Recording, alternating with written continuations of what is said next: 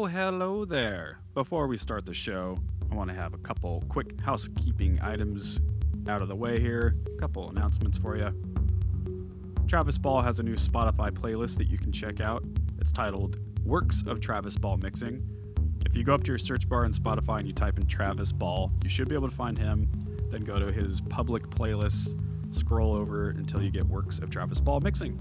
Just a couple examples of some of the stuff that he's done, some of the things that have come out as of late, to get an idea of what he does and what he can do for you. Speaking of Travis Ball, a new single came out from a band named Lowborn. The single is called Be Like Me. Really cool song, really cool band. The video turned out really well too. That is up on the Stateside Instagram account at StatesideMGMT. Under IGTV. I posted the entire video up there for your viewing pleasure. Also, Ryan Lewis mixed an artist named Jude Icarus. Jude Icarus has a new single called Riot, and I also posted the entire video up on IGTV on the Stateside account. Go check it out, mixed by Ryan Lewis. Turned out really great, really, really fun song. And also, Ryan Lewis has a new release from an artist named Logan Lynn. Logan has actually been on the Stateside podcast. He's a dear friend of ours. And Ryan worked with Logan a while ago, sort of remixing one of Logan's songs titled Underground. And it was a really cool project because Underground was like just a piano vocal song originally, really stripped down. And then Logan had a side B, the second sort of disc, as it were, for the record, and had a bunch of artists remixed all the songs, and like tons of artists were a part of that project. And Ryan was really privileged to be a part of that as well. And so anyway, that turned out really well. That song is called Underground. The video to Underground is also linked on the Stateside account under IGTV.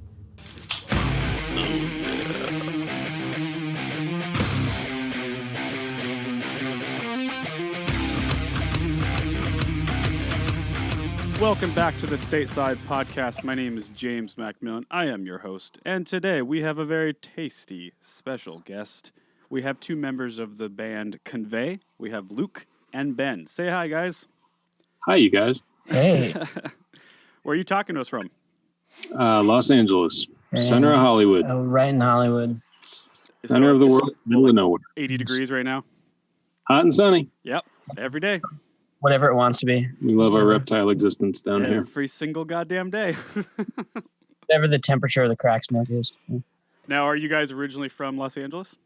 No. We're actually both from around Boston. We met out here, though. So, yeah, like most people from LA. Yep, pretty much. Actually from there. No, a lot of Uber drivers from here, though. We've come to find. Yeah. How long have you been in Los Angeles? I've been for 3 years now in September. I've been going on 6 years almost, 5 and about 10 months. Oh, I thought you guys, did you start the band in LA though? We actually moved out here from Boston. Okay, so you did. And we actually, the three of us met in Berkeley. We went to Berkeley College of Music as well, just at a different time as us. Mm-hmm. And he joined as our new bass. We actually used to have a different bass player. And Luke joined as our kind of newest installment and played on this entire record. But yeah, the three of us, myself, Corey, our drummer, and Jahan, our guitarist, I met our guitarist in high school. I've known him for like the longest, and I met our drummer at in music school. And then Luke out here. Nice. That's rad. So are you guys just recently signed to Revival, or? We're new. We're super new. Just got signed just a couple months ago. Yep. Fantastic. So I noticed that what is his name? Jim Kaufman. Mm-hmm. That yes, he's your producer. That guy is a beast, man. He's done a lot of good stuff. Yeah. I would go after him as a client, but he already has management and pretty spoken for. Yeah. He's a very, very talented man. He's definitely looking to be that next Rick Rubin type of. I mean, he could be. There's no reason that he couldn't be. I think proximity and the choices that he makes. I don't know what his going rate is these days, but it should be higher than it is. He's got a great setup. So. Yeah. Dude, you guys are a fucking rad band. I'll admit that I didn't know that much about you. Haley from Revival reached out, asked if you could be on the show, and just sort of worked out logistically that I had a spot. But, to be fair, I don't just take on any band. I want to make sure that I believe in what you guys are doing and that I actually like the music. And so I was like, yeah, let me go check him out. So I watched a couple videos. I'm like, oh, these are all like my favorite bands. I love, I love just rock and roll at Queens of the Stone Age. I love Tool. I love Circa Survive. I mean, there's obviously the Circa kind of vibe with you guys. But I mean, there's like Jimmy Eat World vibe. There's like Sunny Day Real Estate. I mean, there's a ton of like old school when emo used to be good. Like, you know what I mean? Like early Jimmy Eat World. Early Weezer, early like Texas is the Reason. All these bands that we grew up listening to. Yeah, for sure. We've always been listening to those types of bands. I think it's always sort of just been in our taste, and we haven't stopped. So yeah, kind of making the music that we like. But yeah, thank you so much, man. I really appreciate that. I'm a huge fan. I mean, I watched I think you only have one video that I saw, but I thought it was really good, and that single that you have out is really great. Remind me of the name of that song. Terror? Terror is the name. Yes. Oh, yeah. Really cool song. Super cool song.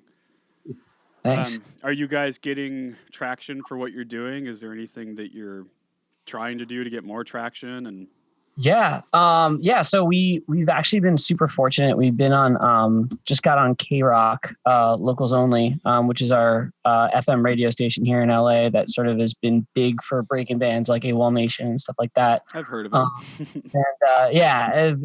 Which has been awesome. And they've been really good to us. We got on there last week for the first time, and then this week again for the second time, this week making it onto the top 5. Nice. Which is kind of crazy for us just because we like just released the song and was on there for the first time. Have some of our friends are also on the station at the same time, or just like insane bands. So to be like kind of up there with like, on the same heading with like Young the Giant and stuff like that was kind of this. And it's just the first single. Like we have a bunch more to release. We have so much more that's still to come. We were not expecting at all any like this kind of, we've been really lucky with like write-ups and stuff like that. So it's been cool so far. There's definitely been traction. I'm really excited about some of the videos that we're planning, some of the singles that we're planning. I think people are going to react to it really well. And I think you fall into this category of genre of a band where like it's really up to you how you want to do it. I think it's advantageous to be a stripped down jeans and t-shirt Foo Fighters look kind of band, or you can be completely visually heavy like Nine Inch Nails and Tool and have that part of like the packaging for the band. And I think because of the way that your music comes across, it's really up to you. And I mean, if I manage you, I would insist that you went heavy on the visuals for sure. I think that you guys have an aesthetic that is flattering to that kind of visual aesthetic, but then again, it's like there's nothing missing in the music. There's no quality of emotive thing that you guys are doing that that like requires something else to hold the music. So that's a good place to be as a young band, for sure.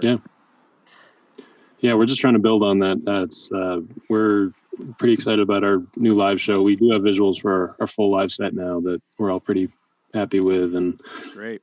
He's actually been pretty. Luke, our sitting right next to me, is not going to tell you because he's just not going to tell that about himself. But he's an insane animator and has actually been responsible for all of our live visuals.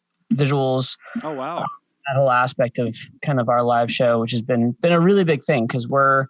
Although I mean the performance is really, really important to us. Visuals are as well. We're all visual people, and I think all of us consider ourselves musicians before we do performers. So it's really important to us to still deliver some quality of like visual appeal and excellence. Something to people to walk away with a memory. Yeah, absolutely. So I think it's visuals are super important to us as well. They're important to everyone. I mean, they're important to everyone today. For sure. I mean, we don't have the prettiest faces, so we just have to like, Yeah, we got to rely on something. I don't want them looking at my face while I'm playing. So. Don't look at Tool. You don't even see what the hell the band looked like for the first 10 minutes. Yeah, they understand. There's some funny looking people too. They understand. Yeah. Well, that's why we're all in bands. I mean, I grew up touring and being in bands too. I mean, I'm a pudgy Irish looking twerp. Yeah. I married way above my, my wife. I don't know why she's with me. I'm a goddamn little leprechaun. Nice. For some whatever reason, she married me. It's the trick. Yeah, I was gonna say there's a really good YouTube account that I've been checking out lately called, I think it's Music MBA, like a degree, a bachelor's degree, and he basically just goes and dissects how a band gets successful and what they did. So like the last one, and it doesn't matter who it is, and it'll be anything from bands that you like to bands that you don't like, but the point is what the band did to get there. So like the last one he did, he dissected Slipknot of all bands, and like how they work so hard on the visuals, and I mean obviously the fucking 9 dudes with these nicknames and they got numbers on their jumpsuits and the fucking mask and all that can be super corny if it's not done right. But they did it with complete sincerity, whether you like it or not. That's not the point. Obviously a lot of people do like it, so it worked. But they backed it with real music. Again, if you like the music, cool. If you don't, whatever. But it's real. It's an actual, like, there's a message, there's a vibe that someone out there, a 15-year-old kid in Iowa, is definitely going to believe in. Right. And it was fucking fascinating. It was like 15 minutes of, like, this guy just breaking apart this band that I never really even gave that much thought to. I'm not the biggest Slipknot fan. So it wasn't really for me. But, like, it was really eye-opening. Like, oh, my God. They deserve everything they fucking have. These guys busted. They spent $40,000 on their first record before they were signed. Right. I mean, that's dedicated. No one does that anymore. And they still got. Wait, it was Ross Robinson that did their first major label debut, right? Yeah, I believe so. I think so, right? Yeah. They got straight to Roadrunner for their debut LP. Yeah, and the guy that signed them from Roadrunner, his name is escaping me. He's like a legendary A&R guy. Just a big juggernaut, and he signed every fucking metal band from that. Yeah, right. But I don't know what's going with that. Oh yeah. Anyway, just the packaging, and that you guys have so many options, especially as such a young band. That's an exciting time to be, man. It's exciting. It's a different beast than it was even 20 years ago when Slipknot was first coming out, because there was still MTV, which was a direct pipeline for a lot of visually minded bands. Yep. There was I think it was Yaron Lanier, writer, technologist dude, who postulating about how difficult for any band, and it's still a fun mental game to play, is like, what band has broken in the last 20 years since the internet and smartphone culture kind of enveloped everything? What band can exist on its own? And most of the rock bands in the conventional sense that we might think, a lot of them broke, late 1990s. And then after that, in the post MySpace world, it's very difficult to find traction. Yeah, you can't just be a pretty face or have a good video. Like you could have one hook originally, and it got you on radio or got you on MTV and whatever that was. But now we're in this much more kind of open environment where you need to have YouTube hits and Instagram followers and Facebook likes, and it's become so much more of a hustle in something that doesn't necessarily involve the music. Which I know. It's about how dedicated your followers are. So it's like, how do you create a cult? That's it. I was just gonna say that. That was one of the things this guy talked about, because they refer to their fans as maggots. Right. Yeah. But it's Lady Gaga's Little Monsters. Yeah, exactly. But it's like a loyal tribe, though. They will follow them to the ends of the earth. Yeah.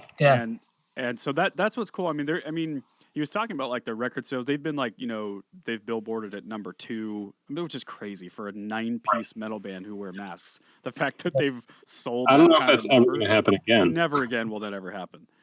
I think the last big metal selling record was the Death Clock record from.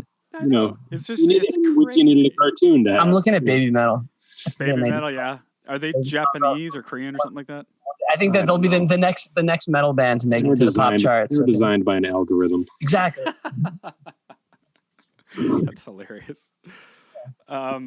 But and the guy, he was talking about how he's like, sure, there's been tons of like SoundCloud rappers and one-hit wonders today that have technically sold more units and have had higher numbers, but they're one-hit wonders. Who gives a fuck about those SoundCloud rappers? No one's gonna care in a year.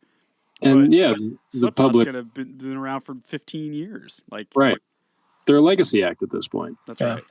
Well, I never thought I'd talk about Slipknot so much on one episode in the first 10 minutes. This is great. Good start, James. Good job. Yeah, Wait and Bleed was a jam. I know. I have some really pleasure Slipknot songs. I do. I definitely had a Slipknot, working man college shirt. Oh yeah, man. I mean, they came out swinging, dude. And I respect any band that does that. Like, we're here. You're either gonna like us or you're not. All my favorite metal bands are that kind of like eccentric, like Dillinger's Escape Plan and a band called Botch from Seattle. Oh yeah. Yeah. Oh yeah. So the guy from Minus the Bear used to be in Botch. Yeah. Yep. Yeah. Dude, huge fans of that kind of stuff. Or even like old Mike Patton, Faith No More, and Mr. Bungle. Yeah, oh yeah, for sure. How old are you guys? You have like the same taste in music I do. I'm 34. There it is. I'm 29. Yeah. Okay. So we're all in that like 90s, late 90s was the best time of all time. Yeah. Yeah. Gotcha. I kind of miss that now, though. I kind of miss the whole emo wave, though. That's. I mean, I didn't. All the whole like Circa Survive point of reference that these guys were harping on. Like I didn't even hear about that band until I joined this band. Really? Yeah. I was a ska kid. I was like ska. Dude, and ska's like a guilty pleasure of mine. All of my friends would whoop my ass if I told. Yeah. Horns and rock bands. Man. See, we really liked Jahan and I in high school listened to a lot of like the emo bands that decided to be artsy. Receiving End of Sirens, and sort of that whole wave of things. Circa Survive. Then Seosin got a new singer and it was terrible. Yeah. And we was just like, I shouldn't say that. I shouldn't just shit on other bands or whatever. It's all terrible. No one listens to the show anyway. It's fine. It's just it's fine. Then why are we here? That's right. I was just trying not to scare you guys. There's a lot of people listening right now. No, that is. But so we all listen. I think we just listen to sort of the outskirts, like the rejects of emo. Actually, Jahan listens to a lot of Taking Back Sunday. Yeah, he has like some actual Taking Back Sunday influences. You know what I don't like about those band names of that time? What? They're fucking horseshit names. Like they don't mean anything. Like the MySpace era. Like tomorrow is forever. We are the tomorrow. Like what? What are you saying? Man? They're closer to like political platitudes than. Yeah. I think it was like after a breakup. It's like, Sunday was hers. Yes, exactly. Sunday used to belong to Regina, but now Regina's no more, so I'm going to take it back. Statistically speaking, Thursday is the rainiest day of the week. Thursday. So we're Thursday now. Yeah, we're Thursday. It's so disgusting. But we all loved it, so what are you going to do? Yeah, I missed the boat. I don't know. I don't know if I need to do some listening. And My Chemical Romance had some gems, I say. Like it did, man. Helena, who doesn't like Helena? Helena was a great tune. They definitely, every time they came in on the radio, just everyone's inner sadness. Mm-hmm. Yeah. Good job, Luke, on the mic. Yeah, right. He's on it. You guys are pros, man. I can't tell how many times I'm having to go closer to people. Yeah, what do you got? SM7 right there? Is that what that? 7B, yeah. Yep. It's trustworthy, man. They're nice and cheap, and you can throw them around. And Michael Jackson mic. Good enough for dude. I mean, Joe Rogan podcast on one of these, and he's the biggest podcast in the world. That's what Luke called it. He's like, you're on the Joe Rogan, I'm on the Rush Limbaugh. The Joe Rogan. We got Toronto's going to be, so there's the ND 421. That's the George Harrison. So perfect. Ooh, George Harrison. He's my favorite Beatle by far. Yeah. Who would you want to be the most? No. So, okay, here's a defining question. Even though I think this is a bullshit question, I'm going to ask it anyway. How's that for a setup? Now, do you prefer, if you had a gun to your head, are you a Rolling Stones person or Rolling Stones? Oh, wow. Rolling Stones or Beatles? Is that what you said? Yeah. Oh, fuck. Really? I can bullet point. It really depends on the day, dude. I will convert. Yeah, I know. Luke is like on it. See, this is why I think I like Luke. We're I'll say Stones because more of the Stones catalog I like than the Beatles catalog. a larger percentage of the Stones catalog. Okay, before we hear Luke's whiteboard breakdown here, because I want to hear it. Here's what I'll say about this topic. I wouldn't say that the Beatles are my favorite band, but I think they're the best band. Okay. Now, there is a difference there. There's a huge difference. I think they were the best at being a band. Okay. But we need to get into the semantics of this. Okay. Yes, but the Stones are clearly the cooler band. Their music's cooler. There's true. like a white hat versus the black hat. Like they put on the dark hat. They shot up heroin. They were way cooler. Right. Much cooler. Okay, but when you say the Beatles were the best at being a band, I think that the Beatles, I mean, for one, there wasn't a lot of bands doing it prior to them. So they kind of invented this thing that we know is like the touring. They broke the mold. Yeah. So for that alone, we got to tip our hat to them. Right. And I think that they were all original members. No one counts that first drummer before Ringo. That doesn't really count. Right. But like that they were a gang. They were loyal to each other, and that they didn't do anything without each other. Even though, like poor George Harrison, right? He wrote all these great songs, but I remember hearing him in an interview say like, "Yeah, I wrote really good songs, but I was in a band with John Lennon and Paul McCartney. Like, at the end of the day, who cares? They were the best songwriters of all time." Fucking Ringo got a few past the goal. Yeah, dude, more hit songs than I'll ever write. Yeah. But with that said, like they still cherished each other as human beings, and I think that like I don't know what I'm saying. I just feel like they respected the band, even though Ringo Starr wasn't like the best drummer of all time, chop wise. I still think he's one of the best drummers. I'm a drummer, and I love that he wrote hooks. You know, like Dave Grohl is probably my favorite drummer of all time, but he's like the modern Ringo. He just hit harder and cooler, and with more conviction. But like he took that hook thing that Ringo started. I don't know. I think they were just the best at like writing pop songs for the world to hear and to fall in love with, and they kept evolving as a band too. Right. Yeah. Yeah, I think that like I think it's hard to argue that the Beatles went in more areas musically. I think that this from an experimental standpoint, they experimented more. Mm-hmm. It definitely is like it comes down to are you analyzing like the skill and like craftsmanship of the band, or like see I don't care about that as much. Yeah, or even just how iconic or new the music was at the time, or how important it was for the evolution of music.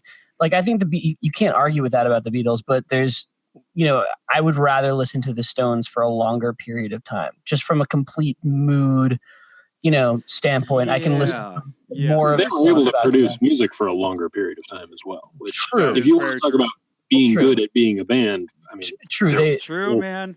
Their personalities held together a lot better. Technically, you're right. They are better at being a band by timeline alone. And you can, and to me, you can hear the fight in some Beatles music. You can hear like the disagreement in some of their songs. The passive aggressive. Yeah, I mean, John Lennon called like "When I'm 64" like a Paul McCartney grandma song. Like it's that's crazy. He hated like a lot of Paul McCartney's music because it sounded really like old and just kind of boring. And you think about what a Lennon song is, it's like super psychedelic, really out there, Yeah. So honest. Some of that fight is, I think, what I like the most about a Beatles record. And some of that fight, I think it just makes it kind of weird sometimes, but that's why it's fun to follow. All right, honestly. Luke, let's hear your whiteboard of the Stones. All right. Well, I'll address what's been said about the Beatles so far. Okay. In this fair enough. We'll go on from there. The Beatles were definitely the biggest seismic event in pop rock music. They're coming along, and I just think they just overturned the whole apple cart, fucking shut the door, and the world followed them. Right. So they definitely have that in spades. The fact that they were a band for 7 years, maybe 8 to 9, if you want to count the Hamburg. That's the other crazy thing about them. It wasn't that long. Yeah. The breadth of music they were able to produce in the time they were together is astronomical. Yes. I think what speaks to me most about the Beatles is their how much they revolutionized production and with, George Martin in the studio, and just that moment when, after they did that tour through the States and they were like, we don't want to play live anymore because girls screaming too loud and no one's... The other thing, I don't want to interrupt you, but that's another huge point that people don't like to talk about. They basically didn't tour. They only toured for like a year and a half or 2 years. If you're talking about being in a band now and you want to lionize a band that never toured, to be one of the biggest bands of all time and to sit at home and collect checks. That's fucking crazy. No, they sat in the studio and made recordings. But they weren't in a van with a bunch of sweaty bros the way we have to fucking... we think of as working. Yes, exactly. So to me, I love them from a recording standpoint. But then when you look at a record like the White Album, where they're like, okay, everyone's going to write their own songs and we'll give free reign over whatever songs they want to write and we'll just put them on the record together. That is the least cohesive record I've ever fucking heard. Agreed. And there's some great songs on there. And then there's, just a bunch of songs. Bunch of songs. You could hear them not getting along. Yeah. You could hear them like not. That's right. In a way that wasn't really productive there's some great songs on that record, don't get me wrong, but I'm such a believer in the album as an entity of art and an artistic statement of a band at the time of making it, and that is not a very cohesive record. Right. And that was one where each individual member of the band got to throw their uninhibited 2 cents and make the record. Right. That said, it's take your pick. Abbey Road, Revolver, Sgt. Pepper's, they're fucking phenomenal records. Pretty dope. But if laying them up against the Stones, to bring them into why I actually have to put the Stones above them, is what the Stones did musically and cohesively as a unit was take elements of doo-wop and blues that came before it and just really kind of stew it into something that was really fresh. And you had someone like Charlie Watts, who's like very much comes from a jazz background, and no one playing in the Stones feels inhibited by playing in the Stones, the way that you could tell Ringo's got chops and he can do some shit, but they kept him on a leash and they kept Harrison on a leash. Right. So that Lennon and McCartney do their thing, and they're brilliant, and the world's a better place for... God damn it. I've been saying the same fucking spiel about the Beatles for fucking ever, and I'm starting to change my goddamn mind now. I have that effect on people, but... Because you're right, Charlie Watts does play with freedom. And I feel like he doesn't have that weight on his shoulders that Ringo had, and I think you might be right at them maybe being a better band. Like Bill Wyman's bass lines, like... Oof. Dude. It's more organic. Can't you hear me knocking, like, bitch? Like those songs. Damn it. They're all just playing the way that they play, and it works perfectly well together. Yeah, I mean, it, and I think that like if you really think about what you're saying, at the end of the day, being in a band like that would be great, right? Would we all agree on that? I'd much rather be in the Rolling Stones than the Beatles. Yes, and you'd rather be in a band where you feel free to be yourself and express yourself and not have some looming power structure of some guy being like, I'm the fucking genius in the world. Right. That's exhausting after a while. Beatles got stressful for sure. I think it was stressful to be a Beatle at the end. It was clearly it was. Yeah. It didn't last long. Well, so I think we covered. That's my Stones Beatles take. Well, so what do you guys, are you hoping for, as far as this thing can go? Or are you guys trying to tour and play?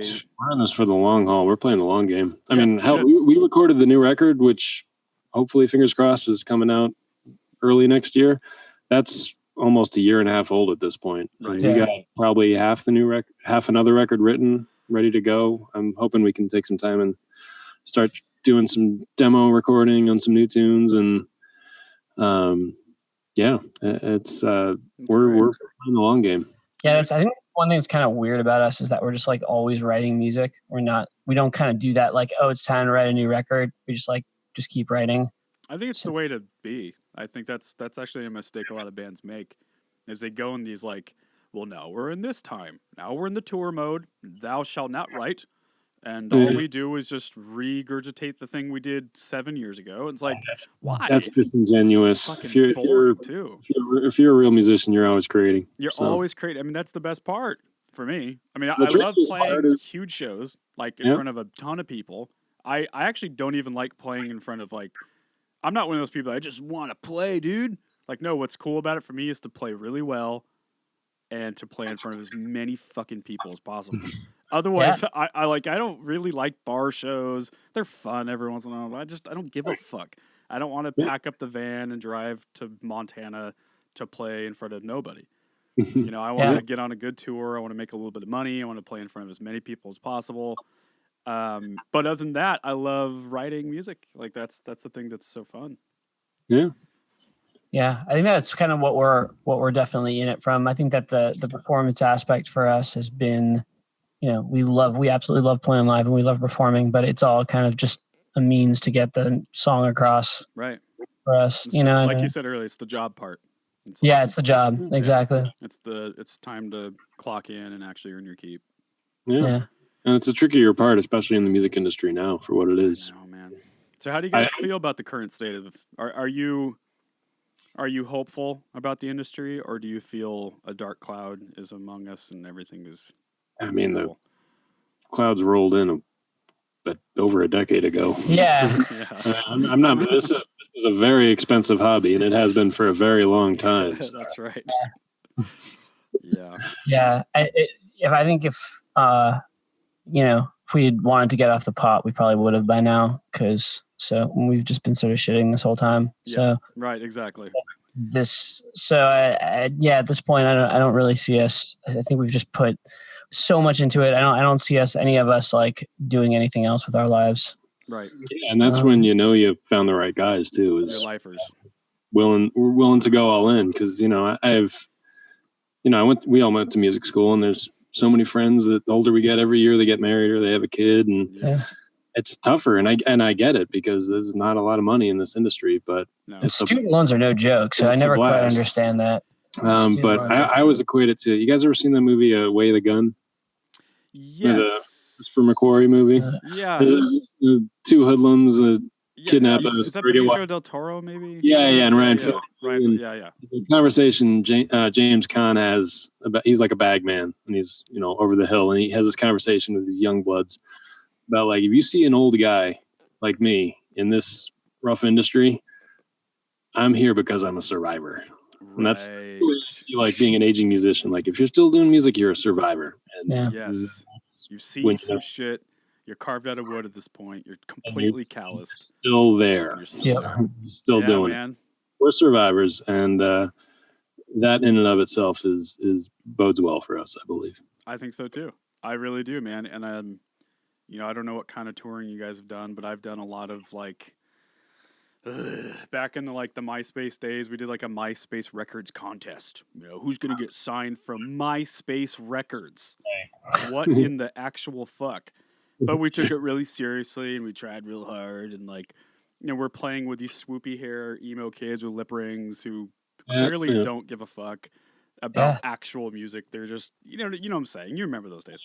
And doing Warped Tour runs with just terrible no-name bands at 11 in the morning in a polo field in Pomona, California. It's just like, what are we doing? Yeah. But I don't know. I think that's good to be like the seasoned veteran guy. Yeah. It's good because it makes you know the band Every Time I Die? Oh, yeah. Oh, yeah. They've become those guys now. That's like who they are now. They're like the older dudes have been around the fucking block, and they shove little bands out of their way. Dillinger was the same way too. Hey man, dude, we've been here for 10 years before you. Move aside, kid. And I think to have that swagger and that have your head up a little bit is something I can kind of sense from a band like you. And I think it's also honestly if I were signing bands or if I wanted to manage a band, that's what I'm gonna look for. I'm gonna look for the survivor. I'm gonna look for the people that are like, look, we don't need you. That's cool if you want to work with us. That's great. We'll take you on and everything, but we clearly don't need you. We didn't need you before. We won't need you after. There's no quick buck in the music industry now. That's the thing. No. what no one realizes is, No. Yeah. You can get a million hits on YouTube, and I don't know what that buys you a takeout dinner. Yeah, Right. I know. I mean, there's a lucky few rappers or something, and maybe you get on a movie soundtrack or something. Hey, I saw an interview with a dude who wrote "Love Yourself" with Justin Bieber, and he made a total of $5,000 off royalties of that, dude. Well, things are getting a little bit better. Yeah, the cloud is lifting. I know that last initiative. Yes, that's huge, man. It's huge. That legislation really matters, guys. Yeah, because bands like yourself who now are on Spotify, I saw it. You're there. Now you can actually start making money off the plays from Spotify, whereas before you guys had no shot, like zero. Right. Zero chance of making any money off all that hard work. But God knows Spotify is not too invested in us making more money off their platform either. So yeah, no, Spotify. The markets are not going to be. Our platforms for releasing music are still not necessarily going to be on our side, which is frustrating. Yeah, for a long time. We'll see. It's a step in the right direction, which the way things are going now. Yeah, and it's not all bad. I mean, it's like with the way it is now, the barrier to entry is not as hard, so that's good. Right. There's direct upload for for artists on Spotify. They can upload directly, which is pretty cool. What we're doing right now didn't exist when we were growing up. You had to be on the radio, and to get an interview in any media was really hard. I didn't have to ask anybody to start a podcast. I just fucking did it. Right. And like you guys, the same for you. You don't have to ask anybody. You just do it yourself. Yeah. Whereas back in the day, you had to wait for some guy to sign you and like, what the fuck, So that's good. That's good news that we have the control now. But with that said, all that control means that you have to do it all. Yep. And you have to make it happen for yourself. And the pond is that much bigger. Oh my God. And just, public attention span is declining as well. So, releasing an album now, like you're kind of almost better off just releasing singles. I know. Even songs matter. Bands. Yeah. I mean, it's tough because, like I said earlier, I'm a firm. To me, the LP is such a perfect artistic statement between the work and just the cycles of songs and how it kind of feeds a bigger. To all of us '90s kids, really. Yeah. I mean, there's so many '90s albums. All of us who grew up in the '90s have records that we love. So now it's a matter of translating that. I mean, that you think it's like. The nice thing is that you think of most of the records that you love and there still are like songs, there still are, there's always some carve away, like perfect song in there.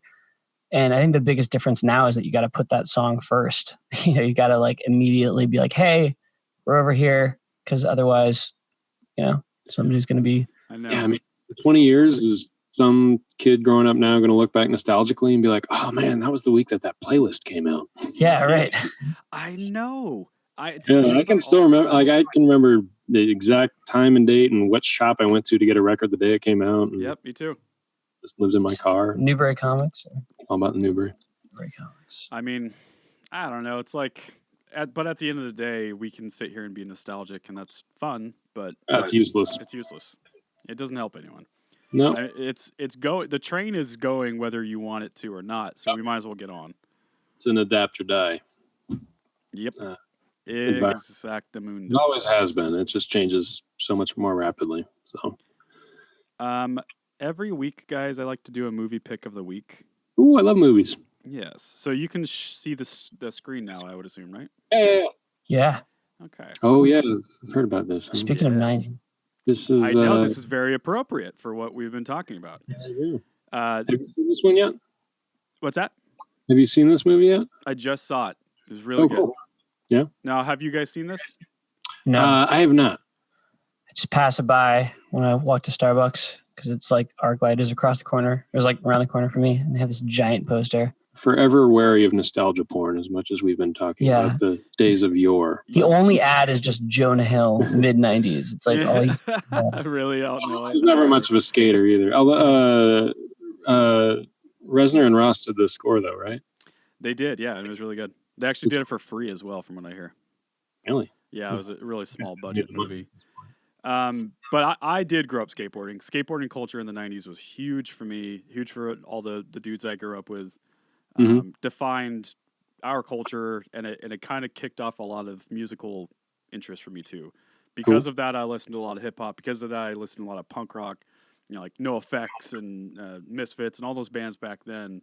It was really because I was watching 411 skate videos and on VHS, by the way. So yeah, let's watch the trailer together for mid-90s.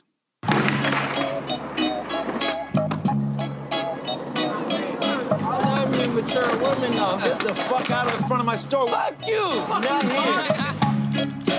you. Yo, I'm out. Stay out of my fucking room, Stevie.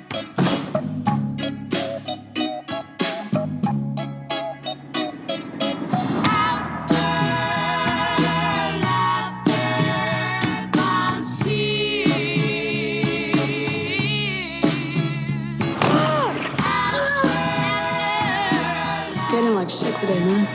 Looks cool to me. I'm moving. Stevie. Yo, check the script. Me and the girls getting ripped. Rush them to get 40 dogs in my lip.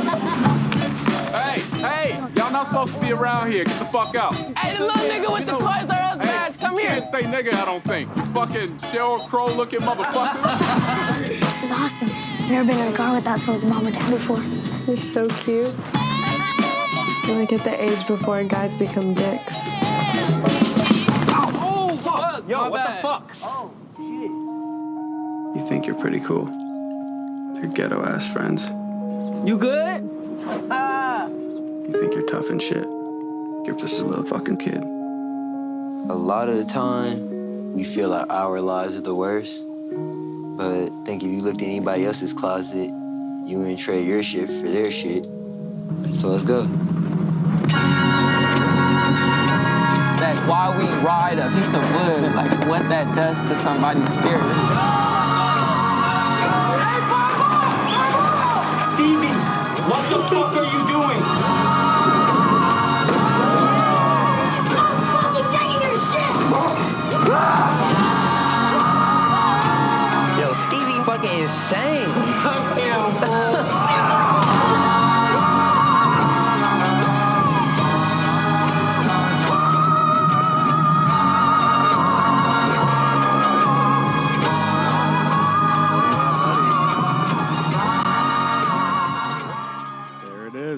Mid-90s. Go check it out. Cool. Yeah, it was really good. And like all the kids that Jonah Hill found for the movie, they were all like, so like the little small kid that's kind of the star of the movie, he was just some kid that he found at a skate park in San Diego. Is that Stranger Things, dude? No. It looks so much like the Stranger Things, dude. I really thought that guy was. So this kid, he is like a young actor kid. He's been in other stuff. But he's really tiny. He's like 12 years old. I think he was 13 in the movie. And, he's just some no-name kid that was skating in a park in San Diego. And so they went and got him. And then, so the kid with the long curly hair, he's like a semi-pro skater. And then the young black kid that's like their best bud, he's one of the best skaters in the world right now. Oh, cool. Yeah, he's a pro skater. And so anyway, it's really fucking cool. I'm a huge skate kid, and like I grew up, like I said, doing that. So that was a dope movie for sure. Go check it out. Will do. Sick. Pulls on the heartstrings for sure. Yeah, looks like it. Yeah. So you're wary of the of that, though. You were saying. Say what? You said you were wary of nostalgia. Yeah. I also I have zero interest in coming of age movies.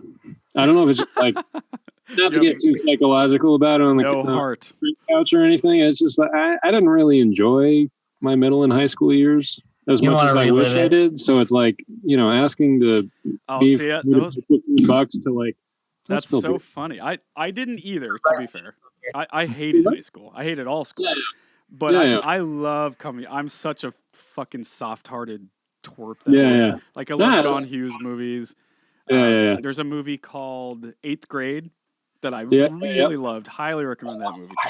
I heard that was good. See, that might not be for you though, because that's super. I mean, it's like literally a coming of age movie. But I guess that is. I'm fascinated with developmentally developmental psychology role, like what social media is doing to kids, and I guess that movie 8th Grade kind of some of that. So I'm curious to see it through that lens. And the guy, what's it, Bo Bergman, something? Bo Bergman, the comedian. The comedian. He wrote and directed it, and it was really cool too because it was written by a guy, but from the perspective of a girl in 8th grade. So it was kind of cool finally to have like that female perspective. How rare is that? So that's male writes a good female character. That pretty almost rare. Pretty rare. Yeah, Quentin Tarantino tried constantly to.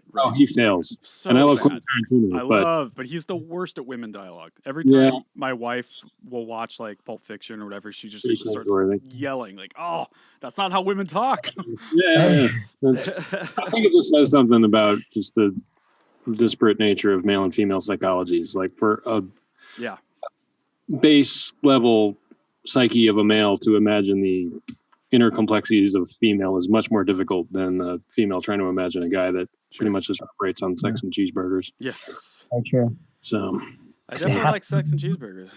I love sex and cheeseburgers. It's pretty much my driving force. That's the only, that's what else is there? Going. Yeah. For sure. What else is there? Yeah. I look back on all my favorite authors and it's like, oh yeah, all those guy authors were fucking terrible at writing female protagonists. Or they have like one model of a female character like prefabbed over and over and over and over again. Roald Dahl. Roald Dahl? Roald Dahl. Yeah. Roald Dahl. I said Roald Dahl. Roald Dahl. I was way too much into the spirit. Yeah, Roald Dahl. Matilda? Yeah, Matilda. That's a good one. Yeah, okay. Yeah, that's good. Who are some of your favorite authors?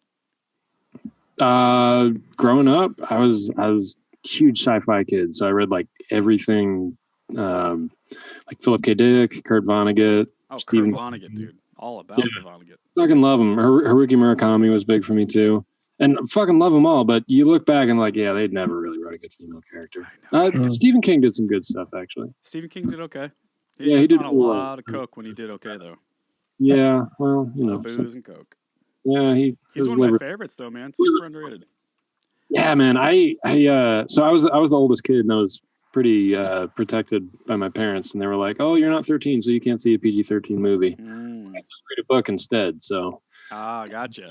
Like super perversely curious about all that horror shit, and I was like, "All right, cool. I'll just read it in 7th grade." Dude, and it is so by good. the time I got to high school, I'd read every single book Stephen King read, and it fucked my life, man. I mean, I still hadn't seen a PG-13 movie, and then when I do finally get around to seeing Jurassic Park, it's tame as shit. Yeah, you're like, wait a second. I've been reading Stephen King the whole read life. this book in like PG-13. Michael Crichton wrote about dinosaur holding his intestines beat down by a fucking Diplosaurus.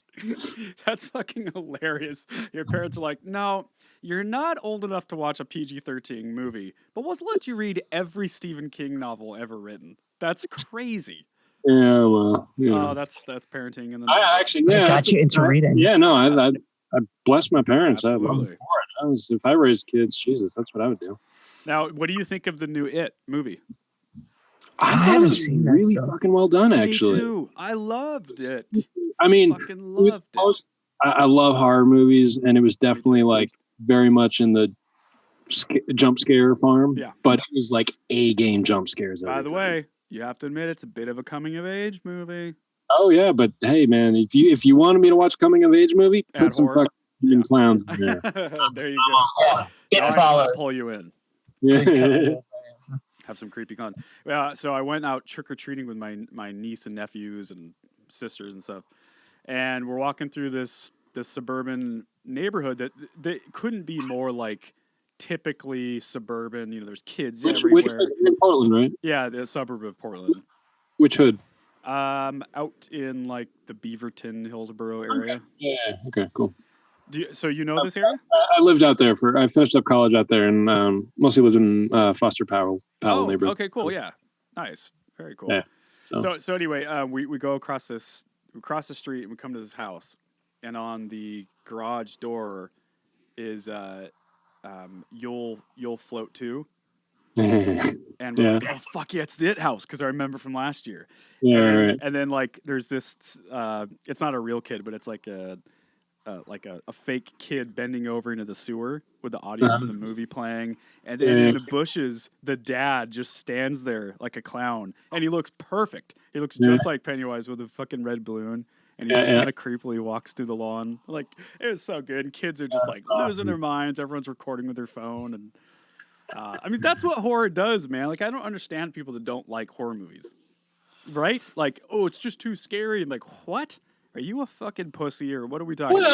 It's hard. I mean, it's fun. It's hard to get my girlfriend into, man. I've been trying. It's hard to get. My wife and I watch every horror movie ever made. I love them, but it's from a cinematic point of view, like horror movies exist to, actuate on one emotion, and that's fear. The same way that we watch a comedy because we want to laugh. So if you don't like being afraid, you're not going to like horror movies. If you don't like being disturbed. And that's one of I guess you're right. Acquired taste, because it's like, well, okay, everyone likes. No one says I don't like comedies because that person is a fucking lizard who doesn't like to laugh. Yeah. No. They're a serial killer. I get people not liking horror movies, but yeah, but I mean, it's such a wide genre. I just feel like that's saying you don't like ice cream. It's like, what do you mean? Like, there's got to be a flavor that you do like. I mean, horror is anything from It to Shaun of the Dead. I mean, Shaun of the Dead is one of the funniest movies ever made. Right. That's true. What did you think of Hereditary? Of what? Hereditary? Oh, I loved it. Yeah, I've seen it at least 3 times now. Yeah, I love it. It took me the second time to like it. The first time I was like, don't really buy the whole mental health angle. And the second time I was like, all right, I sort of got it. I just loved that it was like most of the movie was just a story about a family, just kind of sad. Yeah, and it's better as a horror movie. Family trauma. It's better if you don't think about it from like the whole psychosis, See, I felt very Stephen King vibe from that movie. It was like kind of shining the way that it's just kind of scary because it's scary. It's not. Yeah, exactly. That's when you enjoy it the most, I think. It's just because it's like it's really good scares. Until the ending. Then they just ramp it up to 150 miles per hour where it's like super typical horror movie at the end. I laughed out loud at like the girl, the statue with like, because it looked like something from Disneyland to me. It was like funny. Yeah, you like the ending?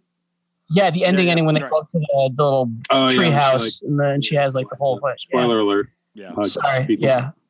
Yeah. Well, we didn't ruin too much, but it does get pretty nutty at the end. We'll just say great. Hey, you know what about spoiler alerts? It's been out for a while. That's not my your fault. problem. If you haven't watched it. True. Yeah. Get your shit together.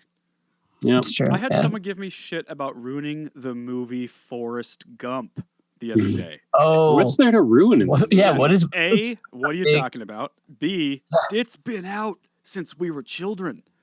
Time to get on it. Yeah. What's the big twist ending of that? Like, what did you ruin? Forrest Gump is Kaiser Soze.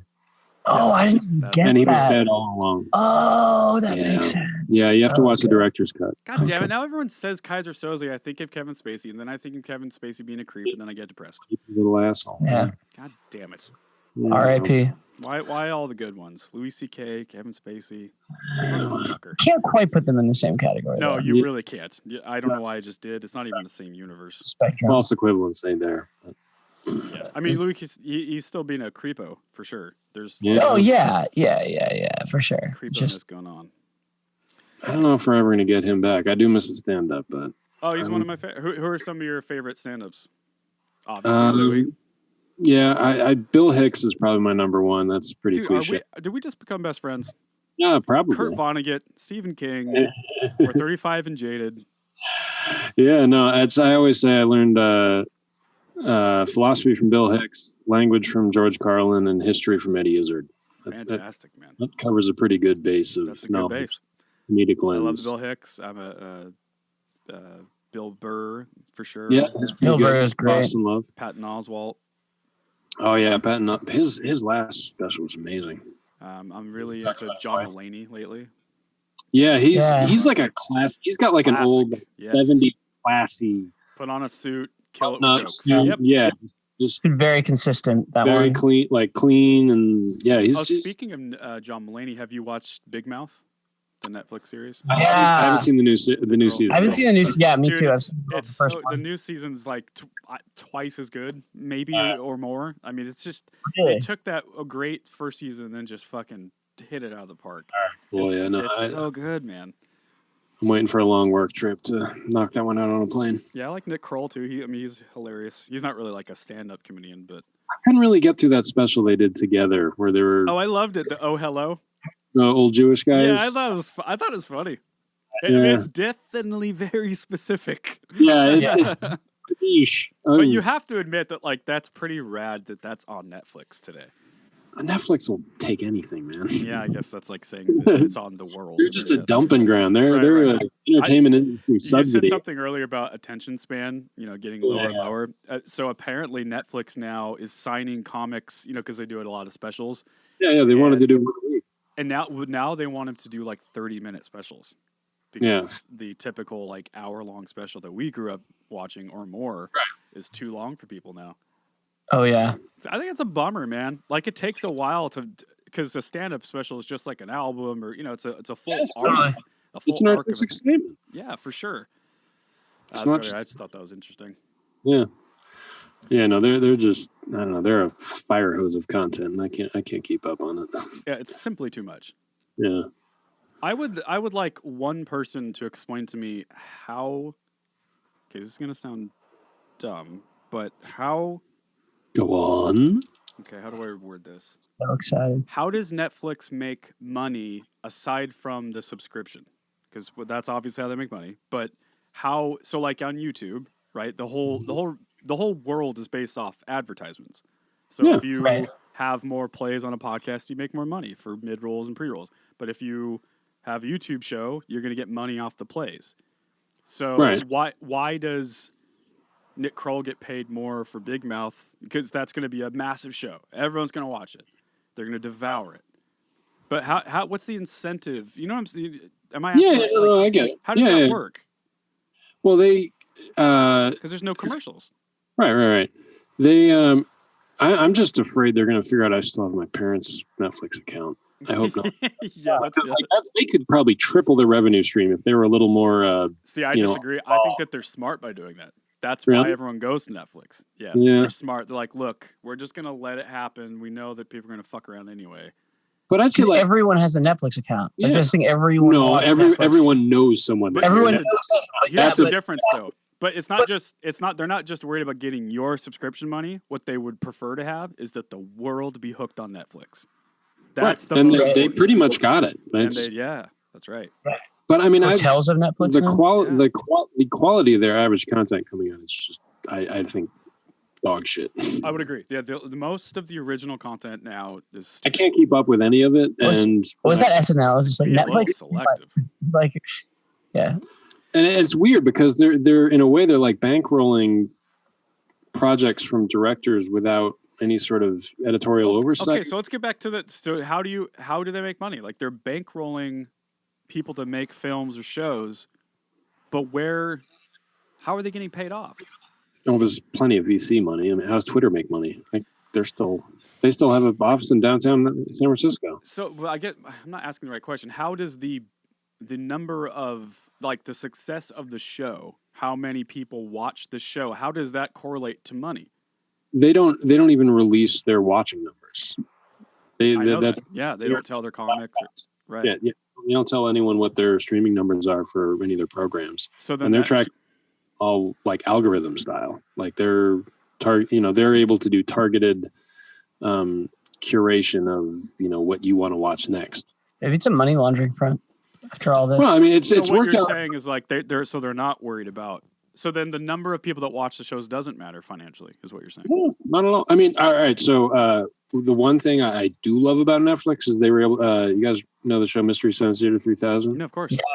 They fucking brought Mystery Science Theater 3000 back. With what's his name from? With Jonah Ray. Yeah. I live right up the street from the Meltdown, and I'm still a little bummed that place closed. But did it really? Yeah. It closed down maybe 6 months ago. I mean, the Meltdown, comedy show with Jonah and Kumail was shut down probably a year and a half ago. But I'm so jealous that you guys get to go to these LA things, man. The Comedy Store is right down the road. It's so fucking cool. Yeah, it's pretty nice. Anyway, back to Netflix. Anyway, Netflix saw that enough nerds like me just to get to sleep were watching episodes of MST3K every night, and we're like, oh, well, shit, there's a viewership for this if we just mainline it back into our environment and get new episodes, so they can bankroll that. Yeah. And they know that they kept me. I still watch Netflix, and hell yeah, season 2 of the I see what you're saying. So they're basically the only thing they're concerned about is just keeping you hooked into being a subscribed member of Netflix. And I'm sticking around for it. Yeah. Gotcha. But you look at a platform like HBO, which costs the same a month, and pound for pound, they produce way better shit. Agreed. So it's interesting to see what happens with the AT&T Warner Brothers buyout, because there's that whole dust up. I've heard it's not going to really change their mode much. What with HBO? Yeah, they got their parent. I can't keep track of who owns who now, but they just got bought out. There was, the suits were like, all right, HBO, step up your game and produce more content at a Netflix level. And, I think HBO, to their credit, has been quality over quantity for as long as they've been a thing. Interesting. So maybe I guess that's what it is. Because, every other model of making money off the internet is reverse. Like with YouTube, podcasts, everything's based on numbers so that you can attract advertisement. Right. That's it. That's what all of this is. But so for Netflix, it's not that. It's just based on getting people hooked on Netflix. As long as their target area is wide enough to encompass everyone. Everyone, our parents, me, you. Right, exactly. Yeah. It's my parents are addicted to that Queen, the Queen show. And I tried. I fell asleep. 3K, and they still bankroll some of their genre. What was it? The new Gareth Evans, the guy who did The Raid, had a new movie on Netflix, which was not very good. And then on top of that, a lot of big name studios like Paramount, bankrolled that last Cloverfield movie, which was also dog shit, and just dumped it directly onto Netflix. And Netflix was like, "Hey, we'll get 10 Cloverfield." No, it was 10 Cloverfield was that good. was solid. The Cloverfield Paradox. No, yeah. Oh yeah, that was dog shit. And it was, it was, I forget who was going to release it. And they're like, "Oh, this movie sucks. Are we just going to take a bath on this? Oh, Netflix will buy it from us for exclusive streaming rights." They did the same thing with Annihilation, which is still one of my favorite movies of the year. It was great. Annihilation was unbelievable. That was like a Tool video. I mean, So Paramount freaked out because they were dumb enough / smart enough in my eyes to give Alex Garland final cut, and they saw the movie and like, this is too weird. We can't sell this. And so Netflix came in and said, all right, we'll distribute it internationally, and we get exclusive streaming rights after a month, I think, in U.S. markets. And they just bought it up, and they got it from there. So I'm just now hearing. Sorry, go ahead, Ben. No. Go for it. I was just going to say, I'm just now hearing your Boston accents. I just now heard it. Usually takes about one or two drinks, and then just heard it. You couple of Bostons. What are your last names? Are any of you Irish Boston scumbags? Like I am. My last name is Dennis, which I think is Scottish, but it's white. It's white. Mine's technically McCackey Cohen, so my dad's pretty Irish. So McCackey is like that Irish. Yeah, gotcha. Yeah, probably got more cred than me. Definitely, I would bet I've been to more Dropkick Murphys shows than you. You have definitely been to more Dropkick. I'm actually a huge Dropkick fan. I wasn't. Yeah, there. I mean, I used to work at a venue in Portland called the Crystal Ballroom, and I worked there for a long time. It's still there, right? Yeah, it is. It's fantastic. It's still got the floating floor? Yeah, exactly. It's gonna cave in one of these days. But anyway, I wasn't like the biggest Dropkick fan for whatever reason, and then I worked one of their shows at the Ballroom, and my brain was about to explode. Like the amount of energy building up before they even went on stage was unbelievable.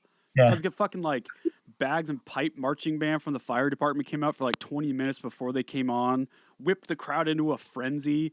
Talk about a loyal fan base, dude. That is a fucking army. Punk is a different fucking thing in Irish Boston. Punk, no, Irish punk is a different fucking March thing in Boston. 17th. There's no better place to be in the world than at the Dropkick show. I don't know where they do it. I used to do it at Avalon or House of Blues, whatever. For St. Patty's Day? Yeah. They do like 4 days in a row or some shit. It's longer and longer. Yeah. So if they keep it up long enough, St. Patty's Day will go for a month, and they'll just have a residency. Yeah. It's weird seeing moshing out here. It's weird seeing people. It's adorable. Yeah, I'm sure it's adorable to you guys. Yeah. Yeah, it's super cute. You come from the original hardcore city of the world. Hardcore punk rock. Seen those videos of like the sumo plush suits that people just. yeah. Just. It's like, oh, it's so. Yeah. It's so. Everyone's smiling. No one's crying. Like what? Right, What is? Wait, what? I thought this was about pain and angst. Yeah. Hey guys, every show I do a ceremonial piss break where we take a few minutes, we refresh ourselves. You can jack each other off. You can jack each other not off. It doesn't matter to me. I'll go to this corner. Ben will go to that corner. Cool. Okay, I'll be over here jacking off. So let's do that. In about 5 minutes, we'll come back, okay? Sounds good, miss. So refreshed. I'm just going to leave everything open. We'll come back. All right, cool.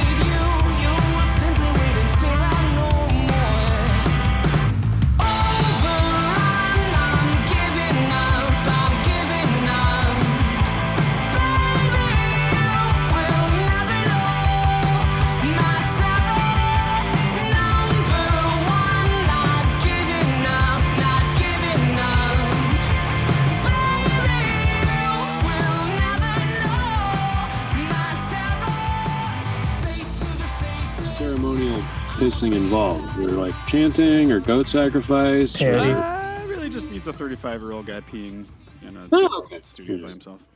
That's it. It took me a long time to pee too. I'm getting there. Yeah, it's bad. Really long time. I pee a lot. I also drink liquids all day long. That's good. That's good to stay hydrated. So. I'm a coffee freak. Dude. We all are. Yeah, you guys live in a good town for coffee. Not as good as my town, to be fair. Yeah, you guys are aces out there. Coffee's just fucked up strong here. It doesn't necessarily have to be good. It just has to be really strong. Yeah. There's a place in Venice off Abbot Kinney I love. It's a terrible name. Intelligentsia. They're all over. They're everywhere They're now. kind of the stump are town. they? They're everywhere, yeah. They're all over Silver Lake, all over East LA. They're good. Yeah, it's good. I mean, it's so like hipster, elitist coffee joint, but it's good. They judge you. There's them tall words coming from someone in Portland, but yeah. All right, well, welcome officially back to the program. The program? What am I, 100 years old? Welcome back to the program. This is regularly scheduled program. Back to my Enjoy program. the words from our sponsors. So at this point, we'll do some current events. Oh boy, things that are going on in the world. Okay. We can avoid politics if you want, or we can get into it. I don't give a fuck. I don't know. Let's get in. I don't really have anything political, so we probably won't go there. Actually, well, we'll start out with something super sad. Can you see the screen now, guys? No, I can't. I can see you. Let me share screen again. Share. Oh, there we go. Now Okay. Okay. Rolling Stone. So we got, just to get it out of the way, the Pittsburgh shooting. You guys hear about this? I'm sure. Yeah. What a bummer, right? Jesus, God almighty. 11 poor innocent people were gunned down in a synagogue. Yeah. Synagogue. I don't think Jesus had anything to do with that. Yeah. Boom. Dude, 95-year-old Holocaust survivor. No, really? In the U.S. Yeah, one of them was the Holocaust. 95-year-old Holocaust survivor gets killed in the U.S. in a synagogue. How's that for full Oh my God, that's so fucked up. Full circle. Some far-right douchebag, right? That's the guy that did it, sounds like. So yeah, this piece of shit pleaded not guilty. Is that was the last thing I saw. It's hard to it's hard to think about it from a political. I mean, I guess it is far right, but it's the conspiracy theorists, right? It's the idea that chaos is just too much to take, and you need to like simplify it down to this imaginary collective. In this case, the Jews, but this imaginary, just small collective of people in power. Yeah. So it sounds like he did appear in court on the 29th. Wearing a sweatshirt and sweatpants, shackled and with a vacant expression, Robert Bowers. I wish they would stop using their name, by the way. They need to stop doing that. Like, just stop with the shooters' names. Yeah. Anyway, that's a whole different thing. Robert Bowers sat before... Wrong for me to say that I'm glad that it's a white guy name. Yeah. But of course, I mean, like... I know what you mean by that. I know exactly what you mean. Every time something like this happens, like, please don't for the love of God. I know. And it's Abdul Hubble. You're like, God damn it. It never is, though. It never, I mean, that's the beginning. I know that's the real problem. It's always some white dude. You guys see the Don Lemon rant? I shouldn't call it a rant, but Don Lemon screed on calling it screed. That's way better. Just about white nationalist terrorism being like a big threat or something. Yeah, that's the biggest threat to our country is, white terror. Yeah. Yeah. I mean, there's a lot of truth to it. I mean, to be fair, there's been a ton of radical Islam shit go down in this country or ever for the world for that matter. Yeah. But as far as like these mass shootings specifically in America, you're right. It's been overwhelmingly white males. Yeah. Yeah. We haven't seen anywhere. We're I think we're deeply afraid of more Islamic terrorism since obviously September 11th. And when we see things happen in Europe, but yeah, for us, it's usually the thing that we have to be scared of is white men.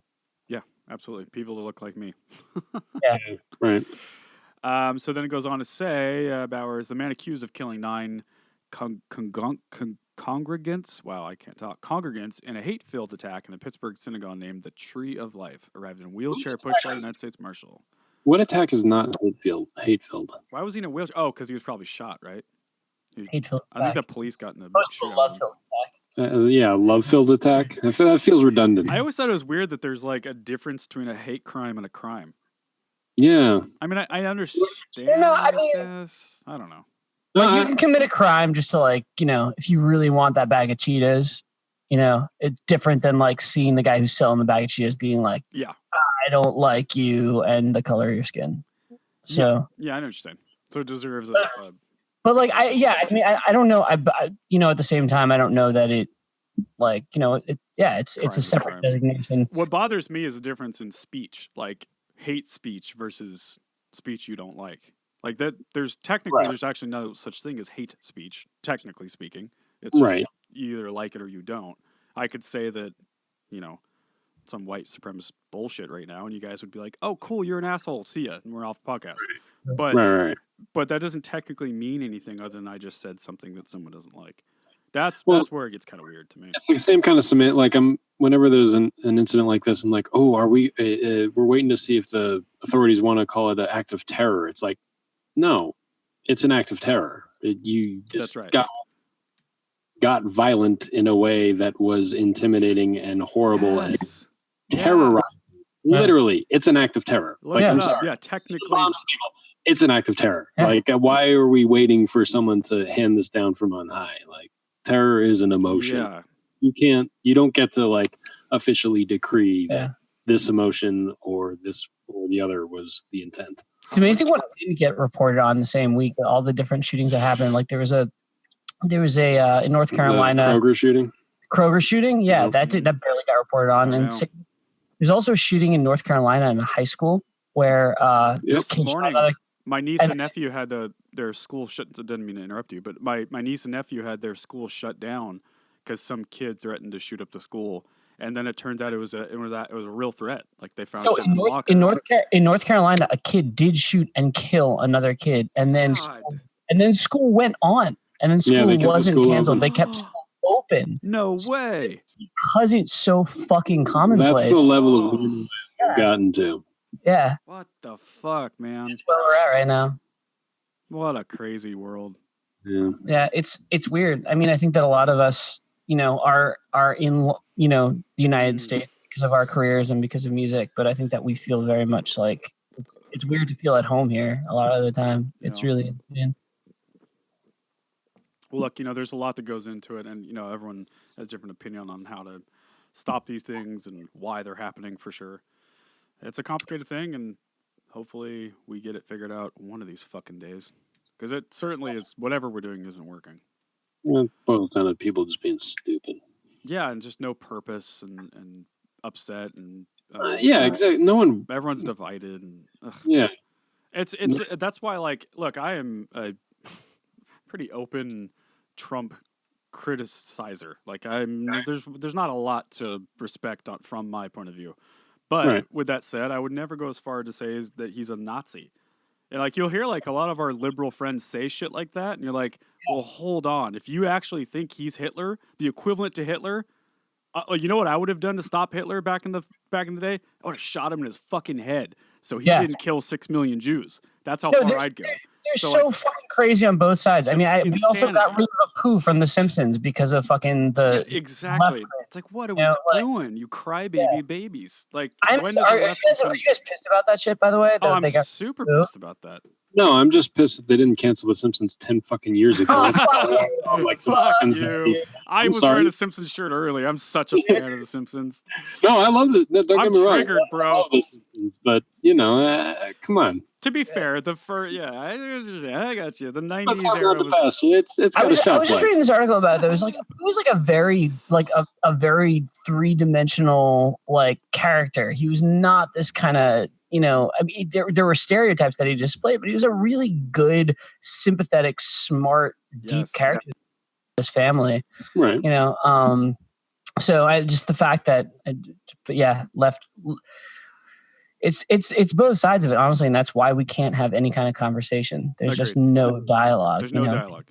There's absolutely no dialogue, and there's no middle ground to any of this, right? If you were to start saying that gun control is part of the solution to all this, cool. Then you'll hear some people who are like, "Fuck you, I'm pro Second Amendment," and you're pitting them.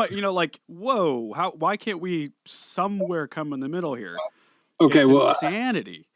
I'd say that. Well, it's important to just think that there is plenty of dialogue, but it's largely between people that already agree with each other. And the danger is the lack of dialogue that is both well thought out and coherent between ideologies that maybe don't agree with each other.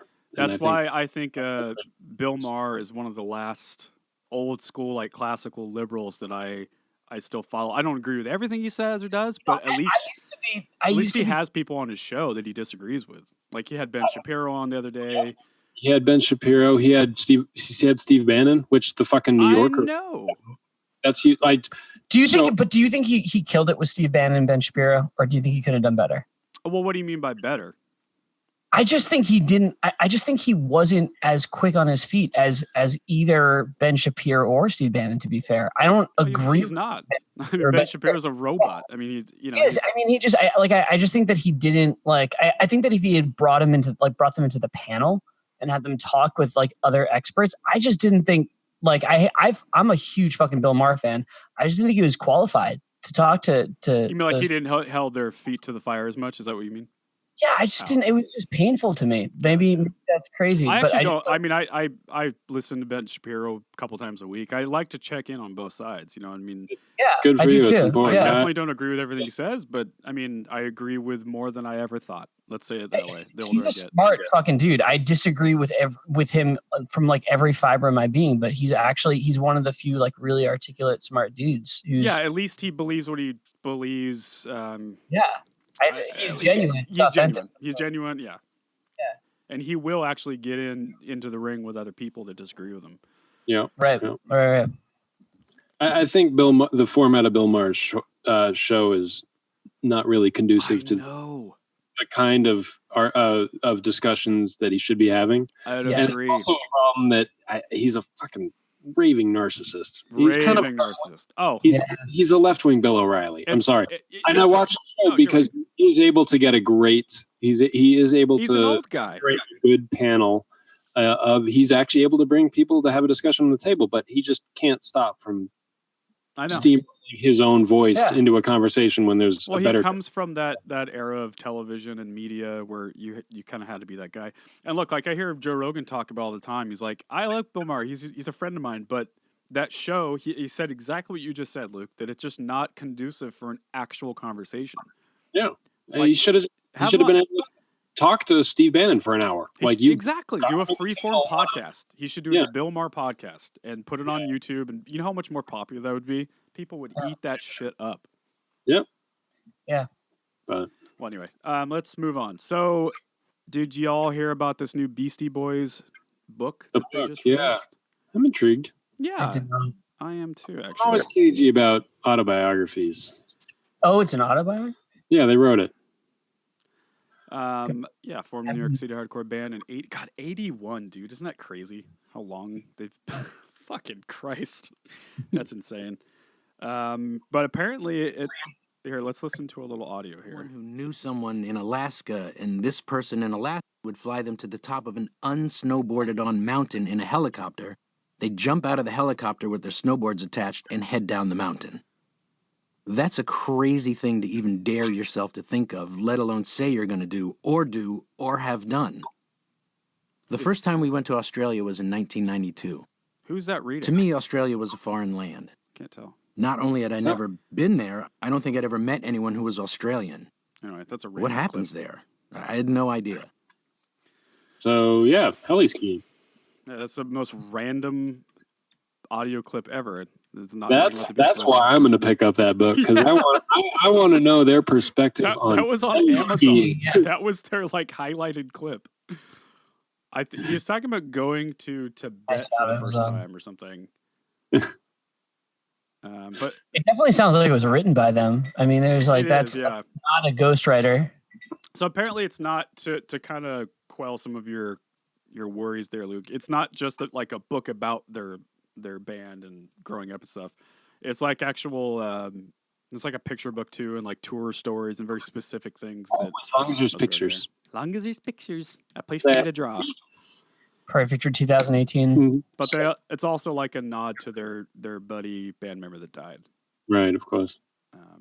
Wasn't it Mike D, Adam Yuck, MCA Yuck. That guy. The dead one. Dude. What's that? The dead one. Yes, the dead one. Before I forget, obviously last night was Halloween. Did you guys have fun? Did you do anything? Oh, yes. What did you guys do for Halloween? We live in West Hollywood, and they throw down pretty hard here. They sure do. So my lady made some amazing costumes for me and my roommates and all of us, and we went out as the Animaniacs and just had a good time. As the Animaniacs, is that what you said? Yeah. Oh, great! I love that show. Yeah, who doesn't? I had my first Halloween in my house, actually. I served candy to prospective trick-or-treaters and was vastly unprepared for the numbers that I got. Yeah, I had to be that fucking dude for a little bit who didn't have candy on Halloween and was just like, come back in 10 minutes. It'll be better. Did they actually come back? I don't think anybody came back, but we got, and so my girlfriend was out buying candy while I was had to be the guy being turning people away. Yeah. But we ended up getting just way too much fucking candy, and just that's what always happens. I know you're I'm gonna get candy for all the kids, and then you pocket half of it. Yeah, dude. I just felt so shitty this morning. I was just like, what? Yeah, me too. Sugar is such a bad thing for me now. I'm completely addicted. It's bad. Super bad. Speaking of good things in the world, did you guys see that there was a Reese's had a trading candy machine? They had what? They had something in New York that you could put in any piece of candy that you didn't want, and it would give you a Reese's peanut butter cup back. Oh wow! Which is fucking amazing. Any candy you didn't want? I don't know what maybe it was 2 Almond Joys for 1 Reese's peanut butter cup, or I don't believe that you could just put in some shit for licorice pieces. or something. I don't know. Good and plenty. No. I wish I had that technology. What's one of your favorite candy bars or candy types? Fucking Reese's. Okay. What about you, Ben? I think from an American perspective, Snickers is Dude, pretty. I was just gonna say that's me, man. I'm a baseball kid. Snickers. Where are you on Snickers ice cream bars? Because fantastic. Snickers ice cream bars is fuck Snickers, right? You have one of those, you're never gonna want a Snickers again. It just depends. I mean, depends on where you. I mean, if it's slightly colder out, then I can deal with a normal Snickers. But yeah, for the warm weather. I used to smoke a lot of pot, and then I'd get super astronomically high, into space high, and then eat. Used to? Why'd you stop? Why'd you? Yeah, we'll get you. It just doesn't do it for me anymore, dudes. I don't know. Not Green really Mile up there, man. I know it's the worst place to stop smoking. I mean, I don't know. I might dabble one of these days again. We dab too. I've never dabbed. See, that I'm so old that I haven't smoked. That's still too cracky for me. These guys are all about it. So. Goes straight to the dome, I would imagine. Just gets you high as fuck. Yeah, it does. It's clean. Is it? It's very clean. I feel much more normal since I've stopped smoking flower, but it's just another. And it's more pretentious weed shit. We don't have to. Just calling it flour is pretty pretentious. Yeah, I know. I live in California. Before we switched to concentrates, it wasn't like, oh, you get some flour? Yeah. What the fuck is flour? You fucking like, hippie. you come up with a concentrate version of weed to look back at just regular weed and be like, oh yeah, that's flour. It's a dispensary. Yeah. It's a bizarre world we live in now, man. Like it's just become a product to people. And people don't understand that, like, when we grew up, you had to fucking buy that shit illegally, hide it, smoke you had to it go to a sketchy 7-Eleven with some guy that might stab you. Yeah, or... that's right. And then you got made more it fun, though, right? Kind of made it exciting. Yeah, way more fun and way more badass. We appreciate what we have. Can you imagine, like, yeah, you did. Now, like, back when I was your age, we could have died. I know, it makes it sound pretty fucking cool. Yeah. Back in the 90s, before the internet. I don't know. What's the controlled substance that kids need to get into sketchy situations to get nowadays? Vicodin. Vicodin? Vicodin. Painkillers. Just look in the fucking parents' medicine cabinet. I know that shit, man. I got very hooked on that shit. I'm open about it. Fucking Ready Whip. Ready Whip. I know. It's just you kids. That's I loved Whippets, man. Kids don't know how they're easy finding they household have it. supplies. Yeah. Dude, Tide Pods. my That's buddies what's- used to work at a coffee shop, and we would just go and raid the fucking the freezer and stuff, and just whip it all day long at that place. We'd smoke pot and whip it up, and then people would come and order coffee, and we would not help them. Perfect. Yeah. Douchebag little kids. Moving on to other news. Chris Cornell's widow sues doctor for malpractice. Yep. Oh, is this a prescribing? Yes. Vicky Looks like Cornell, the widow of Chris Cornell, is suing the late singer's doctor for overprescribing him anti-anxiety medication. I don't remember what medication it was, though. Yeah, what medication was it? Yeah. Well, he killed himself. It wasn't an overdose, right? Ativan. Right. Ativan's pretty fucked. I mean, but I don't. You can't really. Malpractice is like it's kind of hard thing to prove. I mean, maybe if you have Chris Cornell, money attorney, but yeah, not to be a jerk. I mean, this is a fucking rock star with substance abuse problems, and like, I mean, you can't technically blame the doctor for that. But I don't know. I mean, maybe he was. I'm right that he didn't hang himself, right? Yeah. That's where this isn't an overdose case. No, this is not an overdose case. So he killed himself. Oh yeah, that's right. Didn't he hang himself? Yeah, I mean, like we're suicide. We're overprescribed for sure as a nation. But like, you can't really fucking like say he killed himself because the doctor prescribed him Ativan. Yeah, that's a really good point, Ben and Luke, because he fucking hung himself, right? Yeah, and so if you're blaming the doctor, like, what doctor wants their patient to kill himself? That's one less customer. Sorry. So, okay, Vicky Cornell has frequently suggested that her husband's suicide was the result of overprescribed medication. Recalling a conversation she had with Cornell hours before his death, she said, quote, "I noticed he was slurring his words. He was different. When he told me he had taken an extra Ativan or two, I contacted security and asked that they check on him. What happened is inexplicable, and I hopeful that further medical reports will provide additional details." So, if you took an extra Ativan or two, doesn't that mean it was against doctor's orders? Like by using the word extra? Yeah, I don't think you're allowed to just take an extra or two, right? Yeah, I mean that's kind of not the doctor's. I'm not to play. No, I hear what you're saying though. I mean, I don't know. It's such a lot of pain that happens. Yeah. No one should go through that. Of course, I don't understand why everyone I think in this country everyone uses grief, and especially when grief is in the public eye, jumps to lawsuits and just jumps to the area of it. It's the American way. The American way, so much. We are litigate. Yes, we are. We love suing. Oh, before we forget, you guys are from Boston. Congrats on the Red Sox winning the World Series. I don't know if you care or not. I'm a huge baseball fan, so I thought that was cool. Sorry. My family's very happy, and I'm happy for them. But baseball is boring as shit. Yeah, you had a game that went 7.5 hours for. It was the longest game in World Series history. I'm sorry. I love soccer, football for the rest of the world, and like there's a reason why they cap that shit. Yeah, 2 hours. Hey, for look, you're not going to meet you a bigger baseball for twice that long to get to a score of 42. The next morning, fuck that game. Yeah, like that whole sport is nothing about waiting. The great thing though is just seeing like Californian disappointment afterwards. Oh, they don't care that much. But that's what's great is like we have two fucking football. We have two fucking football teams. One of which is the best in the NFL. Yeah. No one gives a fuck. They're not selling out their home games. Yeah, it's just funny. Yeah, I mean, I was going to say, you're not going to find a bigger baseball fan than me. Yeah, no. And even I agree with you. They need to do something. Like, even I am bored at that.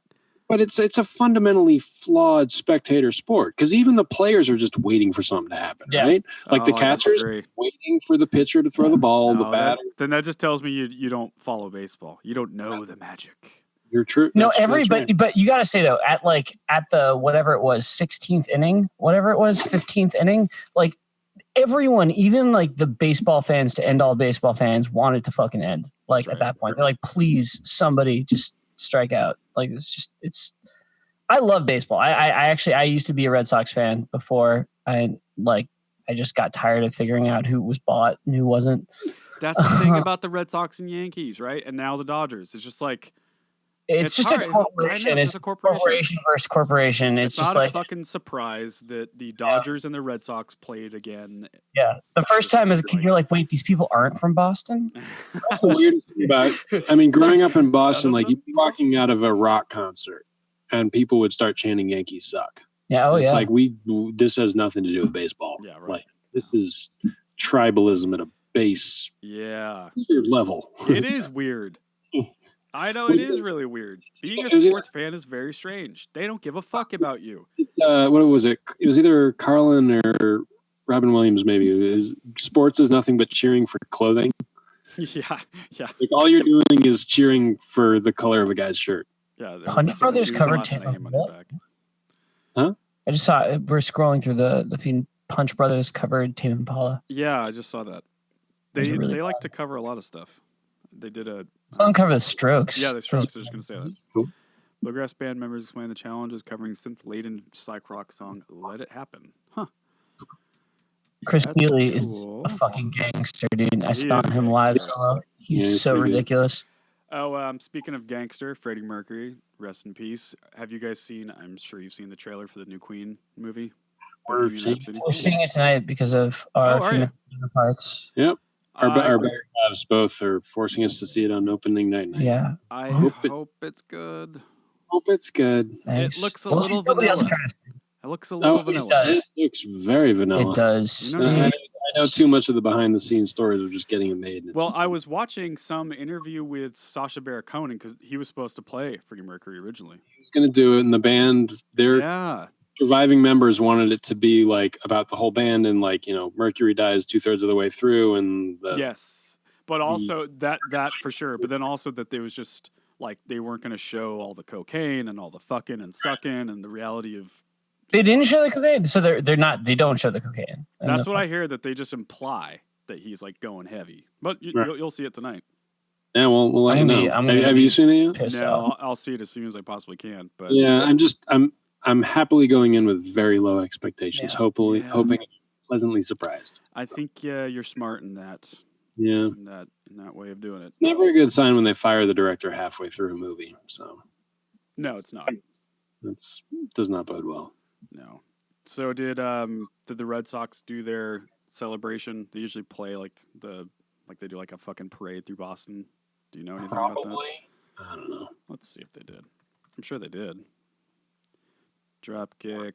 I'm just happy to not be on the green line during that time. What's that? I'm just happy to not be on the green line during that time. The green line was the train, the public transportation that went to Fenway Park. Oh. It was where we went to school, and if you liked the Red Sox, it made you not like the Red Sox. So of course they play shipping up to Boston. It was just Red Sox, like it's just Red Sox fans and the train. Yeah, it's a little much, It's a lot, dude. It gets a lot. But it's a cool story. I mean, 86 years before winning the World Series, and there's a lot of magic of that year. I was into it, dude. I was like so into it. It was very cool. Yeah. Is this from this week? Is that? Yeah. This was just the other day.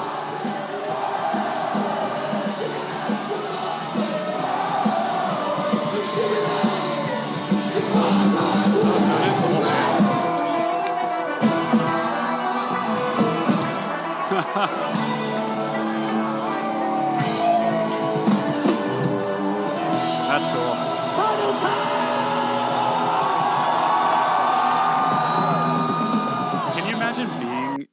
kind of band. I think they have a cool career because they get to be more than just a band. Oh, they're a you know cultural linchpin. Yeah, they're like a they're mascot. City, yeah. Yeah, very much so. It makes me miss Boston every time I hear Dropkick Murphys. They play at like union halls for firefighters and pipe fitters and shit. I just think that's cool. They're more than just a band. Yeah. And they're also very successful. My God. Good for them. Yeah. I know who would have thought that a Irish. That's probably the most well played bagpipe player in the world. That's right. In a punk band, no less. So that's what it's band. Right. And he kills it. Like, yeah, there's no kid, there's no Scottish kid right now looking up at his mom when he's 6 saying, "Hey, I want to play." Yeah. I'm not even trying to do a Scottish accent, but I'm gonna play Scottish bagpipes in the band. Ain't no one thinking they're gonna get famous and. There's no roadmap to success. Yeah. That they for them. I got a couple questions for you guys. Oh shit! Now, have you not before? Well, here's some more questions. I used to call this rapid fire questions. All right. And then the running joke of gun control, dude. We've been drinking. The joke of the show was that it was never rapid ever. So I would go I'd ask a question and then we'd elaborate on it for 10 minutes. So I need to change the name. And I haven't quite got there yet. So for now we'll call more neat questions. How about that? More neato questions with James and Convey. Cool. I like that. And this first few can go to who? Actually, no. We'll do Luke first. Oh shit! Let me. Wait, are we doing this like quick? Like, do I have a time limit on this? No, not quick. Not quick at all. All right, cool. Anti-quick. Okay. So this is like not rapid fire. This is like musket pistols at dawn kind of shit. Exactly. Elaborate. Ask me a question. I'll walk 10 paces, look back, and answer. Yes. Take your time. Segment questions. Love it. When did you know you wanted to be a musician? Like, were you a little kid? It was just something I always did. You know, my parents in middle school told me, like, you know, pick an after school sport or pick a hobby that's not psychogenesis. So, like, what age would you? I was probably 8th grade. Okay. Yeah. I just got into high school and. Did you play guitar first? Yeah, guitar was my first. Yeah. Are you a bass player by necessity kind of thing? Like that's what? Originally, yeah. And then, I went to Berklee College of Music for a couple of years for my freshman and sophomore year. And, I was doing jazz guitar and film scoring and all that stuff. Mm-hmm. And then just sick of it there. So I switched to schools and went to Lewis and Clark in Portland. And I got there and I was like, hey, nice. I play guitar. And, every musician around was like, man, we already got a couple guitar players. It's a shame you don't play bass. We could really use one of those. It's like, fuck, 2 less strings. I can make this work, right? Yeah. And then, got a bass out there and I got plenty more playing opportunities. And the more I was studying and getting into it, it was like it just kind of fit my personality. I never liked playing solos or, bass allowed me to work in a lot more musical genres, and I have a pretty wide musical diet in terms of what I listen to on any given day. So being able to move through so many different styles of music on one instrument in a relatively fluid manner was much more rewarding and sustaining. What kind of bass do you play? Spectre. Oh, okay, cool. Yeah, it kind of tells you a lot, like what kind of bass a bass player plays. If you're a P bass guy, you're like, oh, so you're just meat and potatoes guy. Okay, I got it. I love it. Yeah. I lost my P bass to some asshole car thief, and it's the best ever made. I mean, it's perfect. It's the default. Yeah, it's good for recording. It's good for touring. Yeah. Smack the shit out of it. Yeah, no, I've been playing Spectres for a little over 5 years now, and let's try to get a sponsorship over there, guys. Yeah, you have management, right? We do. Yeah. And who's representing you right now? Eric Castellazzo and Ryan Del Vecchio from Bridge and Castle. That's right. Bridge and Castle. Okay, I'm looking at them right now. Their last names mean Bridge and Castle. Oh, how adorable! That's what that is. Yeah. Very clever. They've believed in us for the longest of times before I was even brought on, I think. Very cool. 2 very cool, upstanding dudes. Now, how about you, Ben? When did you start realizing that this was something you wanted to do and that you enjoy doing? I've enjoyed doing it since I was like, as long as I can remember. I mean, I've been plunking around at my like family piano for as long as I can remember. But I think in terms of a career, it was probably not until high school. I thought I wanted to be like a writer for a little bit. Like I've always wanted to do something creative. I thought I wanted to be a screenwriter. I love movies. Yeah, me too. I still kind of do. Yeah, right. And it sounds like a great thing. I have a script that 2 people have read, but it's like halfway written. Yeah. You are way ahead of most people who want to be a screenwriter. But I wanted to do a bunch of different things. I wanted to be an actor for a very small period of time in middle school. Mm-hmm. And then, in high school, I started to be in bands, started like arranging for a cappella groups, started just to really get into all the nerdy aspects of music and just kind of fell in love and applied for Berklee College of Music before I applied to anywhere else, got in and then didn't apply anywhere else. And I was like, guess I'm doing this. Awesome. So you play an instrument as well, though? Yeah, I'm a piano and keyboard player, and I do a lot of like production, arranging, and stuff like that. Is there a reason I can only see half your face right now? Oh, are you hiding from me? Oh, there you are. Yeah. Concept of where this. You're getting all 9 Inch Nails on me. I know, right? Super creepy. But yeah, it wasn't until high school or so that I got that. My mom tells me that when I was in like the infant room, I would be playing like all the instruments like before all the other kids would, and everyone was like, keep position. But then I think it's such a good instrument to know, right? It was great. I was super lucky that my mom had a Steinway piano just as a family hand-me-down that I just got to learn on. I tried to take piano lessons for a little bit and hated it, and just. If you can play piano, you can. I mean, it's not like you can play any instrument, but it's such a good root, basis for everything. Yeah. And a lot of people say guitar is, but I kind of disagree. I mean, if you can play guitar, you can play bass, obviously. And if you can play guitar, you can learn how to drum at some point because you have rhythm or whatever. But piano is just so like, this is music. These are the scales. This, you can really. It gives you like a visual representation for sure of like an entire orchestra. Yeah, I mean, it gives you. You can see. You get a really good visual representation of an arrangement in a way that the guitar doesn't give you. But the thing about the guitar is that it takes a lot longer to sound halfway decent at.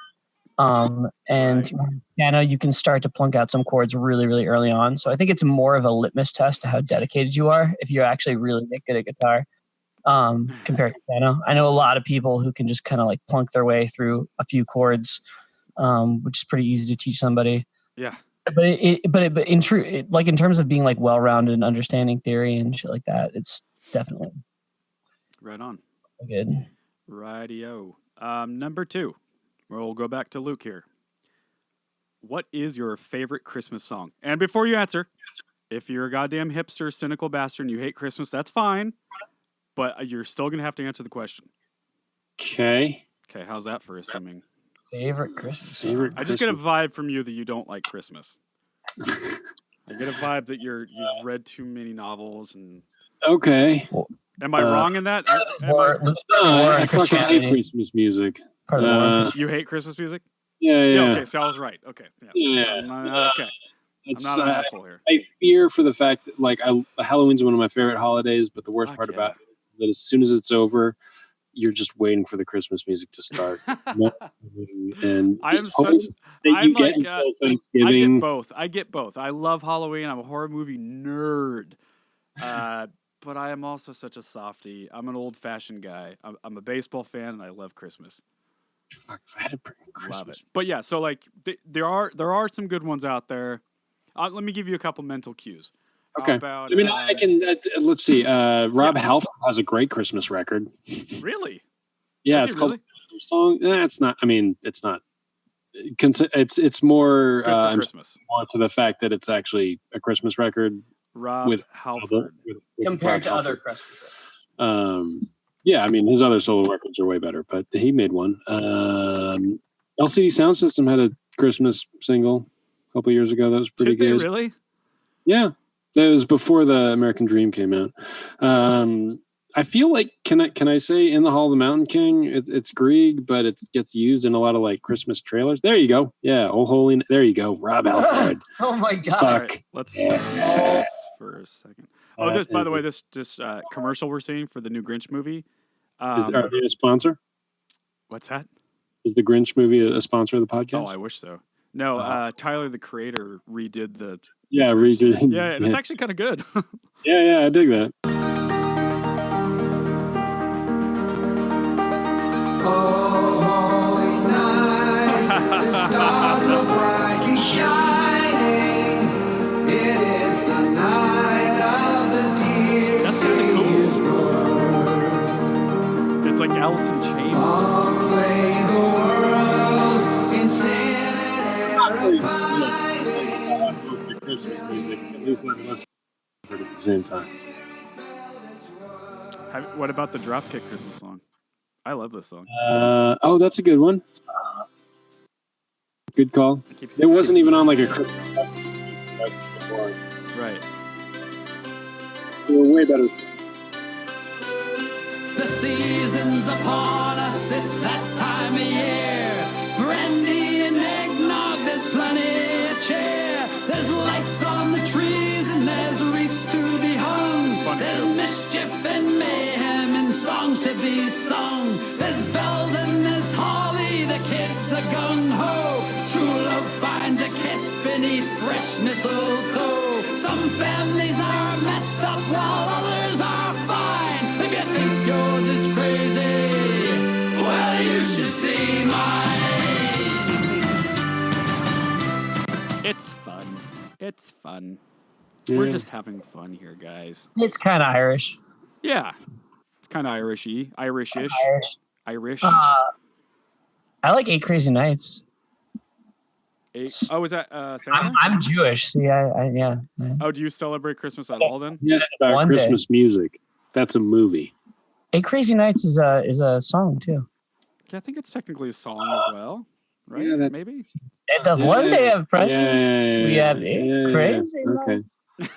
Well, that's a good Jewy voice.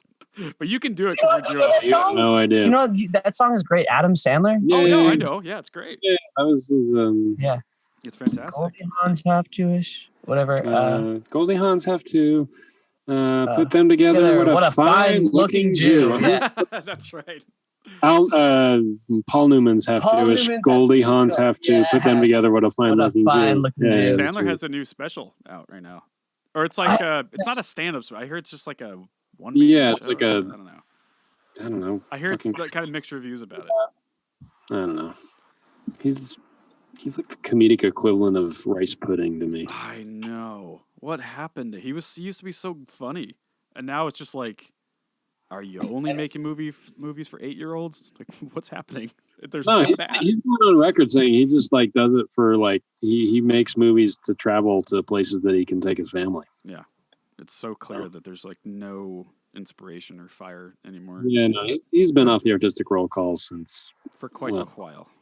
I don't know. Do we want to call Billy Madison being on the artistic roll call? That was the first one. Happy Gilmore. Yeah, I guess. I mean, when you really start thinking about it, when he was just naming movies after the protagonist. Yeah, exactly. 8 Crazy Nights is the only thing I like of Adam Sandler. Which can be real. Oh, there's that one movie, Punch Drunk Love. That was actually really good. Yeah, so that one Don Cheadle? P.T. Anderson. That was a legitimately good movie. That's right. It was Paul Terry. Yeah. Sorry. He was in that Noah Baumbach movie last year that was actually pretty good too. Really? What was that called? Fuck, traditional Baumbach fucked up family. Okay. He was good. Moving on here. So we'll go back to you, Luke. Okay. If they, quote, they made a movie about your life, who would you want to play you? No one wants to watch a movie in my life, first of all. You don't know that. Everyone's fascinating. Everyone is a unique snowflake. Morgan Freeman. Okay. How about you, Ben? Oh, so Morgan Freeman. I'll say. Yeah, poached you on that one. James Earl Jones. Ooh, both deep-voiced black fellas. I love it. Yeah, I just want to see him stretch. I know he can do it. Redemption. Yeah, I just figure if it's going to be a biopic, there's probably going to be some bullshit voiceover, and you want to see them work. You want to get Morgan Freeman to do your voiceover. Yeah. So. That's the only reason to have a voiceover in any movie. Is I was just going to say, have you ever seen Adaptation? Oh, yeah, of course. It's one of my favorite movies ever. Yeah. It's one of my favorite anything ever made. Yeah. Anyway, that reminded me of that. We talks about narration is just the worst thing ever. But then that movie's so good. I could talk about that for 2 hours. Brilliant, but Jesus Christ, how they're talking about how voiceovers are bad in a movie, but it's a movie about the depth of that movie is so crazy. It's a movie with a narrator in the movie, but they're talking to a guy criticizing movies with narrators in movies. Yeah. It's meta on so many levels. Oh, it's insane. You said who? James Earl Jones, right, Ben? Yeah, that's what I'm going with right now. It's pretty good, man. Yeah. You know, maybe underrated Kevin Hart right now, but Kevin Hart's killing it. Kevin Hart's just right now. If things go better for us, though, James Earl Jones. He's number one comedian right now. He's like selling out arenas and shit. It's crazy. Yeah. Okay. Back, and this is for both of you guys, so you can answer however you want. What's something that maybe people don't know about being in a band? Oh. Body. Open it up to like people know about the that? average person that's never been in a band. The average person. It's a lot of fucking work. Yeah. Okay. So like that there's people always think that it's you get into a band to not have responsibilities, but no. It's not drugs, sex, and rock and roll the way it might have been decades ago. And even then it was only for the 1%. I mean Yep. It's not sexy. It's tons of work. Not nearly as druggy as we'd like it to be. Right. And, rock and roll happens, but it's a lot of work to make it happen. So. Yeah. What about you, Ben? Would you agree with that? Yeah, I mean, for sure. The body odor thing is very real. People aren't aware. It's real. It's not just a joke. That's legit. It's not like we're inherently smelly. It's not like we are smelly. It's just like there is you human beings.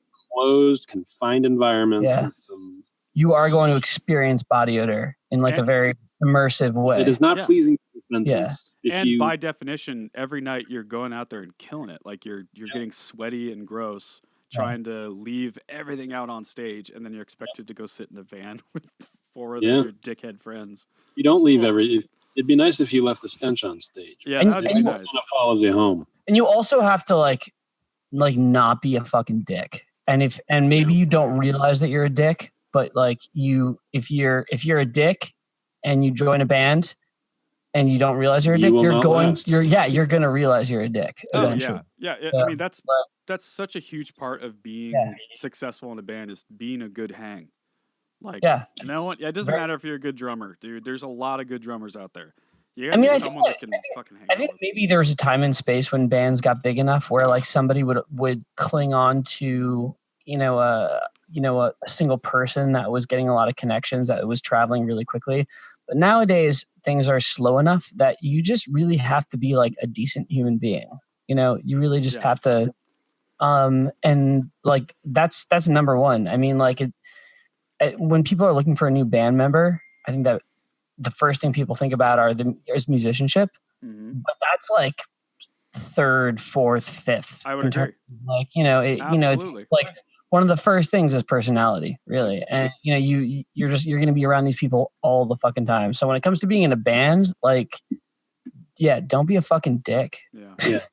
Like you go out on the road, you're doing music maybe an hour out of the day if you're lucky. That's right. And the rest of that time you're sitting in a van, you're trying to survive. It's the 23 other hours that you have to get through. You're getting through the other 23 hours and you have to keep each other in good spirits. You got to stay healthy. You got to stay in physical shape so you can rock for that 1 hour.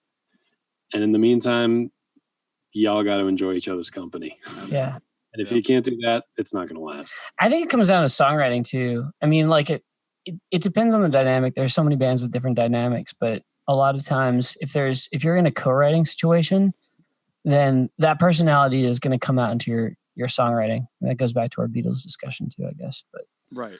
I think that like personality speaks volumes in the music after a while. It's very easy to tell. Okay, back to you, Ben. Let's see. Where did I? Oh, what's a guilty pleasure movie for you? High Fidelity.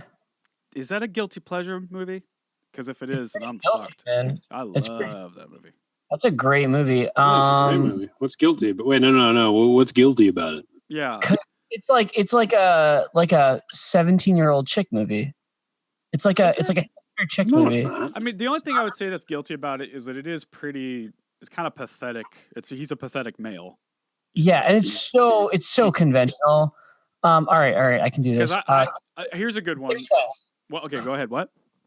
All right, I can do this. The Sixth Sense. I was nominated for an Oscar. What?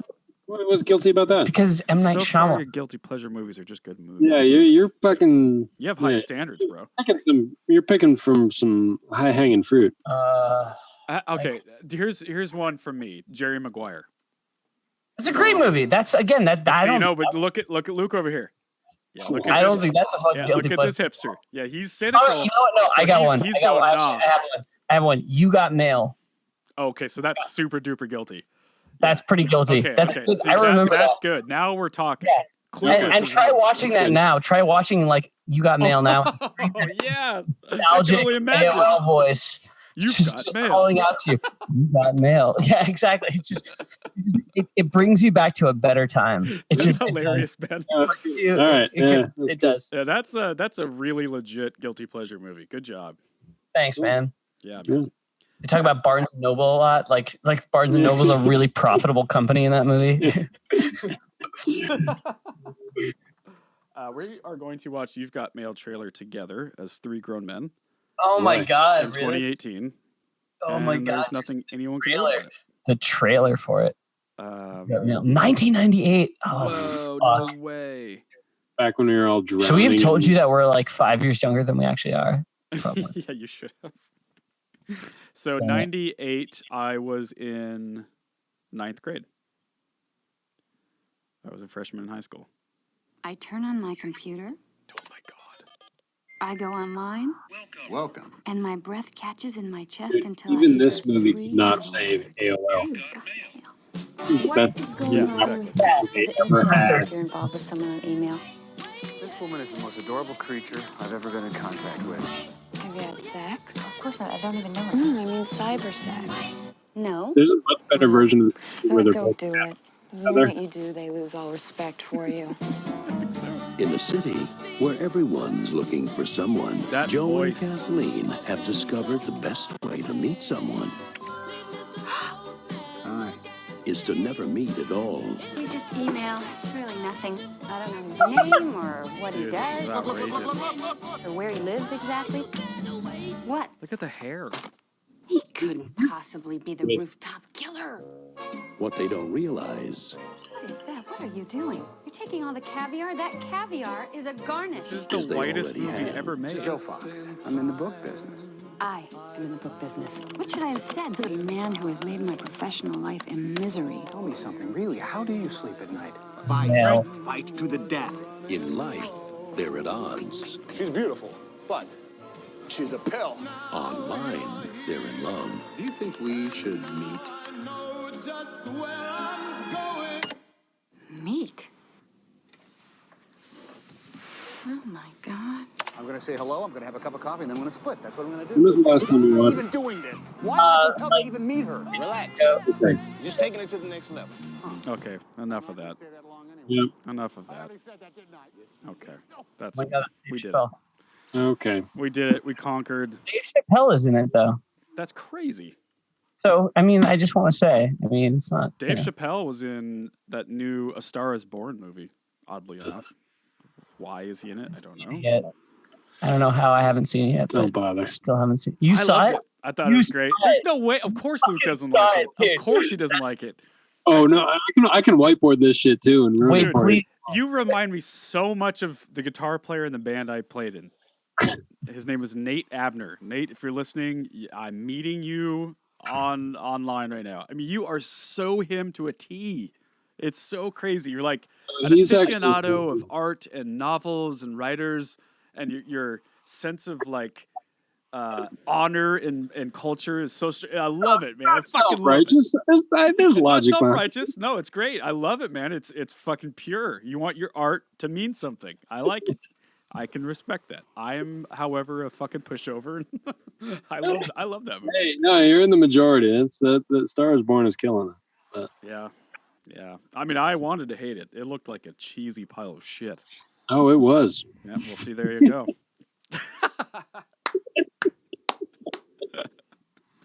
We can have a separate discussion on that if you want. And we'll have you back for round 2.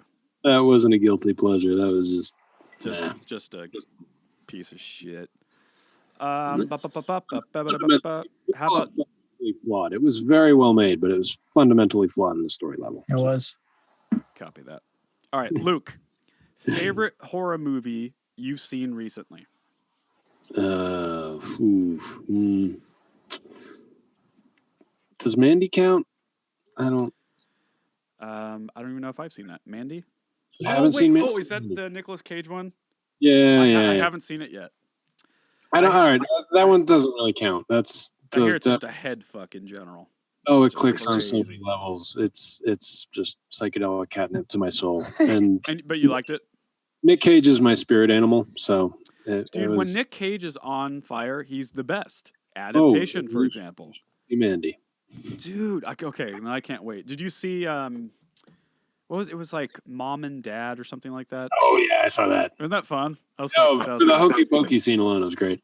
Favorite movie? Yeah, that's right. Favorite movie I've seen recently.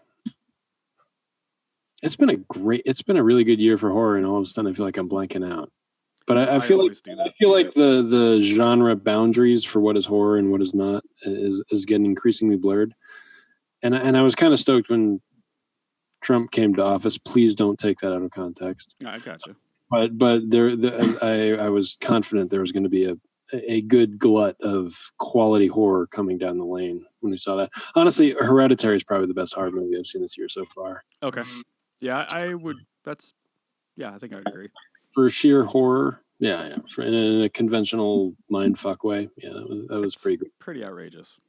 Yeah, and the whole occult thing. It reminded me a lot of like Kill List, the Ben Wheatley movie. If you ever seen that, have you seen It Follows? It Follows is great. That was such a great fucking movie. It was really fun. His new movie keeps getting pushed. I just saw today A24 is pushing fucking his new movie back again, which I don't know. It's too bad. Yeah, It Follows is great. Yeah, that was the efficiency in that movie alone. Is like, yeah, we don't even need a monster. Like, I love the conceit. Like that pitch, that elevator pitch must have been great. The guy was like, "Oh, no makeup, no fucking CGI. They're just running away. Yeah, great, love it." I know. I mean, if someone were telling me like, "Okay, I got a movie for you. It's just super slow, and this entity just slowly follows you," and you're like, you never see it. That sounds terrible. But it was done really well. You see the new Halloween? Yeah, I liked it. No? Yeah, I liked it. I mean, it did what it had to do. Some critiques. Yeah, it did. It did its job. There was no reason for the granddaughter to be the whole teenage shoehorn baby. It just felt like it's like, okay, this is a remake. Yeah, and I felt like they could have just bit into the latent 40-year trauma that'd been building and really gone up. Jamie Lee Curtis fucking crushed it in that movie. Yeah, she was great. They just pushed her off to the side in ways that they didn't really need to. But yeah, it served to scratch an itch that's always there for me. So. And obviously the soundtrack was great. I assume you heard the Trent Reznor, Atticus Ross version of that song from last year. Yeah, that was last year. Yeah, that was great. The new John. I mean, the score was the best part about the new Halloween movie. But. What a badass, by the way. This old dude still just killing it, man. He's just like, not only is he like one of my favorite horror movie guys, but he's also a really good musician and composer. Yeah, I mean, he gave an interview to Shudder recently. He said like, yeah, I just want to play video games and play music and probably not do a movie. Like you're right. Oh, speaking of video games, here's a good current event, kind of, sort of. Red Dead Redemption? Yeah. Obviously. I just got it yesterday, so I'm barely in it, and I have 2 jobs, and I run a company, so I don't have a lot of time. But I did dabble into it, and I got out of the snowy area finally. Okay, so now you're into the camp? Yep. All right. Yeah. I'm really liking it, man. Love it, man. I'm not a huge gamer. I play like one a year. Two. Yeah, that's about all my disposable time can afford. But I want them good, man. But that is some A-game shit. I mean, it looks like a movie. I know. Feels like a movie, but it's not like one of those weird, like, what was that? They've tried to do this kind of model of like an immersive world, cinematic, and it's the first time. Like, the pacing of it is great. Like, it's not a quick run and gun kind of shooter stuff. I know, and I like the pacing. It's like a 70s movie. Like, they force you to just... And it's like they got the spaghetti western pacing down where it's like, yeah, you're going to have to ride a horse for 5 minutes, but a cinematic camera that you can cut between. So it's like, I'm just playing DP with a right thumbstick. Like, yeah, I know. cinematic camera mode. Yeah, me too. I'm always like angling. I'm such like, it needs to change here. Okay, no, that's reason the way. Okay, give me some. Yeah, okay, cool. Yeah, exactly. You're making your own goddamn movie. Yeah, that's a good one. Pretty cool. Ben, who are some of your favorite singers? Oh, like in rock or just like we'll start with rock for the most of the crowd that listens to the show. Rock. Well, I mean, in terms of like male singers, Freddie Mercury, Jeff Buckley, Robert Plant. Yes. Just kind of the classics. In terms of newer people, Maynard, just always, for any kind of modern rock.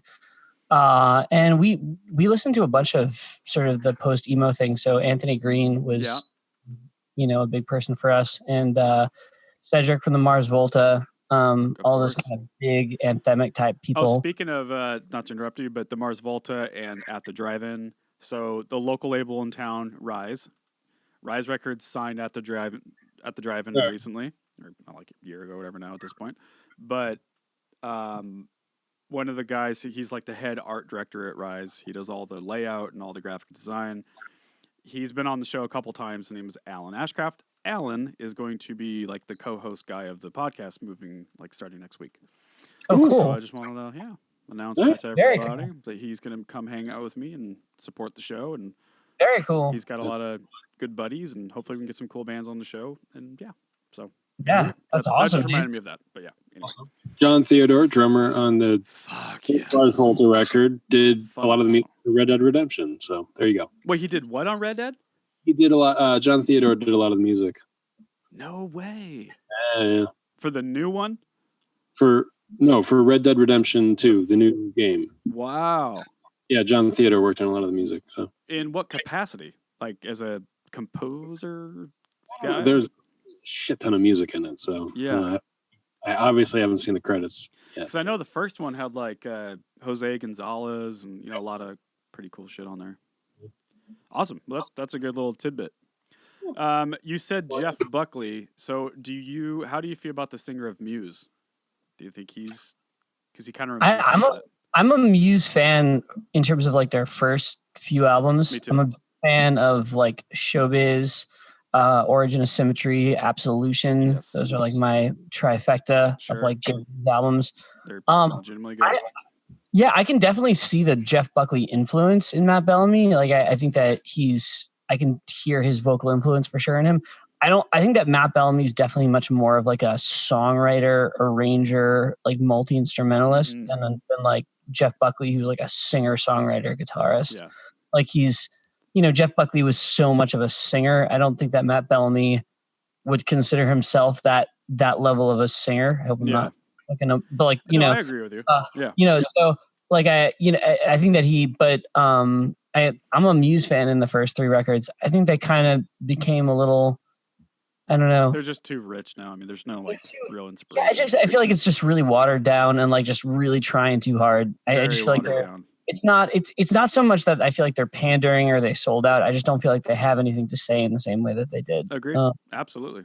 They were such a raw original band. I mean, I thought it was really unfair that they got compared to Radiohead a lot. I mean, there's definitely some totally unfair. But it's very unfair. They were a hard rock band. Another British band like that was around the same time. So it was unfair. It sounded really different. Yeah, they were a 3-piece. They were always way more like melodramatic than Radiohead. Radiohead was always way artsier. I get like Radiohead was compared to Coldplay too a lot, and like Oasis, which is hilarious. Coldplay was compared to Radiohead. Sorry, yeah, you're right. That's very true. That's very true. Whoa, pump the brakes, there, buddy. Yeah, and that was like also like Rush of Blood to the Head, like early things, but. Yeah. Oh, that's good. Alrighty. Okay, Luke, back to you. So same question, but with bass players. Who are some of your favorite bass players? People. Okay. The easy one is James Jamerson, Motown dude. Oh, he's like studio dude. Yeah. On Studio. everything. Yeah. Killer. Absolute beast. Deepness of the groove and the melodic shit he was able to get away with at a low end level for pop tunes. What's that documentary about Motown? Standing in the Shadows of Motown. So that's the one. He's in that a lot. Well, he's dead. He's not in it. They That's the one I'm thinking really kind of framed it around him. I don't know if they've made a full documentary. It's purportedly about him, but they kind of use it as a story to talk about him. Gotcha. Even all the live, one of the live footage. I know. Yeah, I don't remember which one I saw. I remember thinking it was fucking rad though. Let's go back and check it out. Yeah, it's a great flick.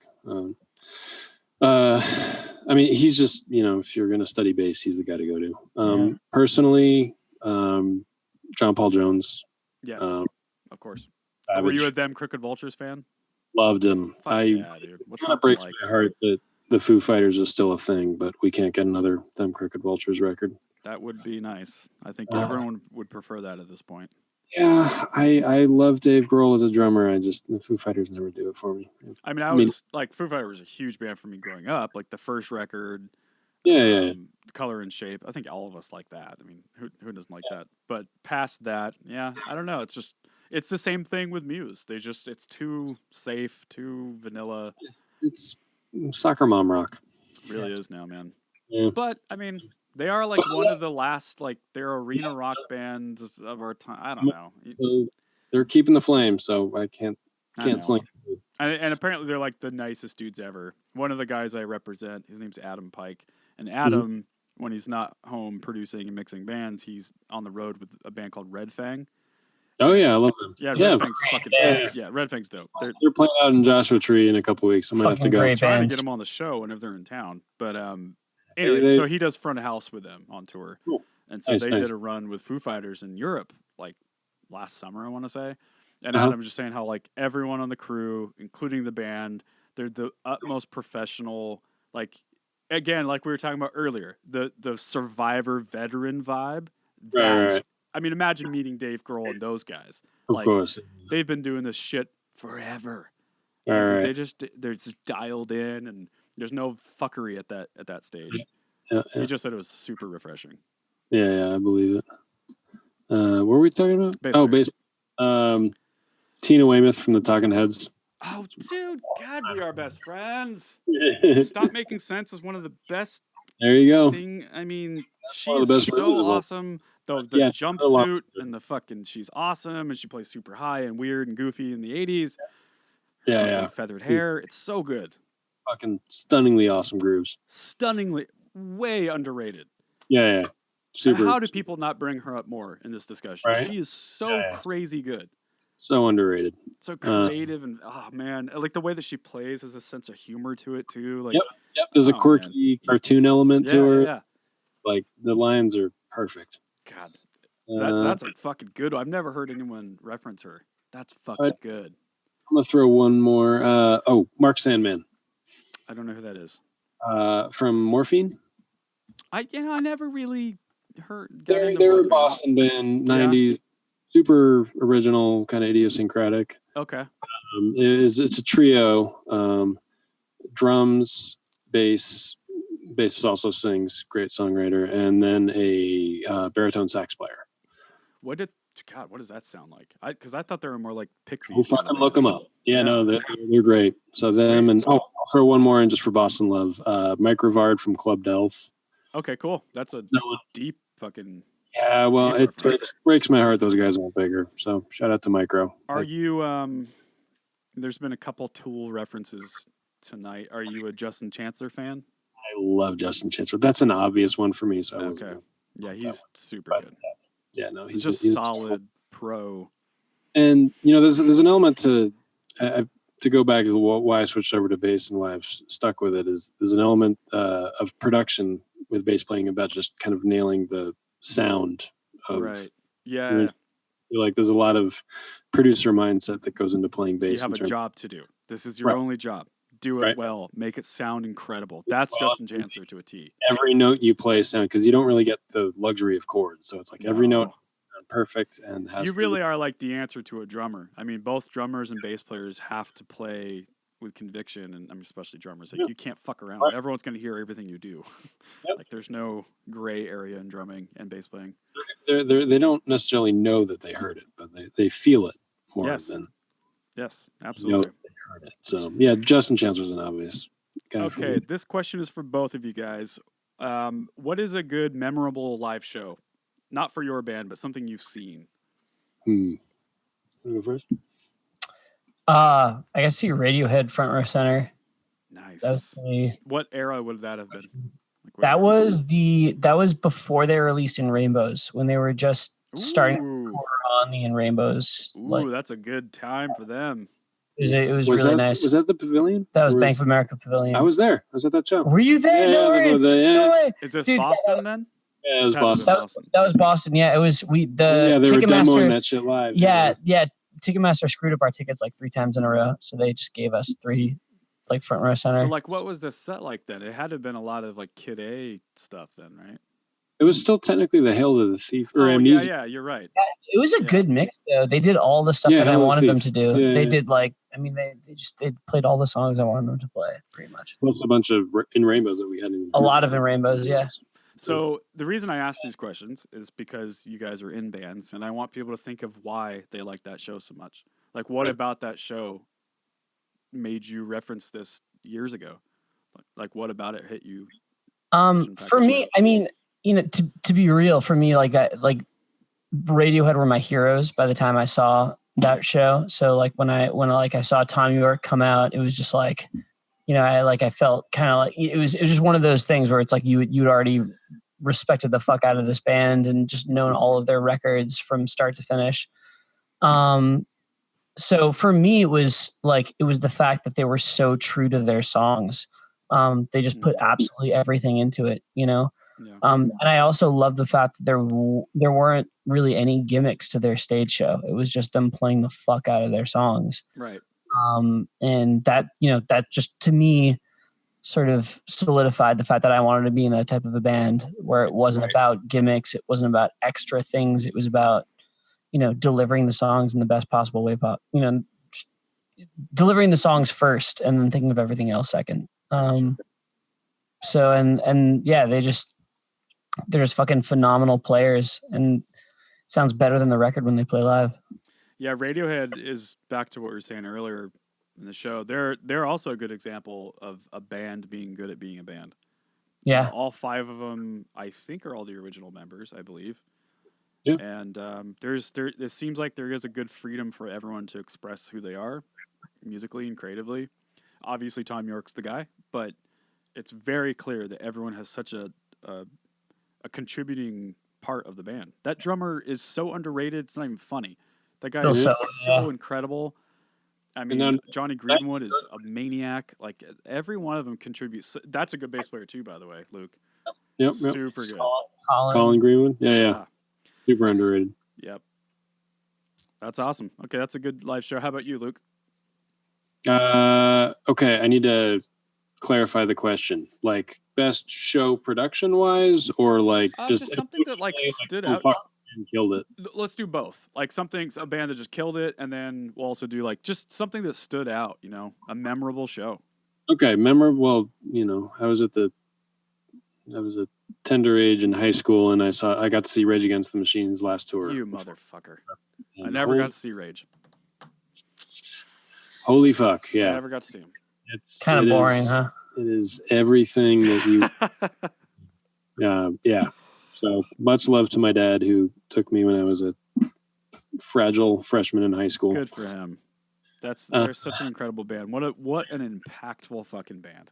Yep. And you know, I've seen Audio Slave, and I saw Prophets of Rage when they did their inauguration show here, and it's a fucking slamming rhythm section, but those 4 guys when Zach too, it was just fucking actual magic tonic. Yeah. In terms of production, because I actually do work in a lot of live production myself, so the nerd in me is always looking at lights and video sync and just how seamless the tech can go for a show. Man, I saw Roger Waters actually twice in the last couple of years. I saw the last tour he did, and then before that he did there was they call it Old Cello. They got like a bunch of old over the hill rock bands to that's right. Yeah. In Indio, and Roger Waters closed out the whole thing, and I just bought one ticket just for that one night. And so the Who fucking opened for Roger Waters, go figure. But holy fuck, it was 3 straight hours of unmitigated Pink Floyd revival shit. And holy shit, the production, giant fucking field. They had quadraphonic control over all these, monitor towers. So they were running synths through the crowd for like spatialization sense. And the videos were amazing. And yeah, it was. Where did you see them? Where did you see him? Was that in LA? That was out in Indio, out the same actually grounds they do Coachella at. Oh, okay, gotcha. I thought it was. And then he ended up going nationally around. And I saw him again at the Staples Center here in LA. Nice. It was a bit of a shorter show, but no less amazing. That's awesome. That's rad.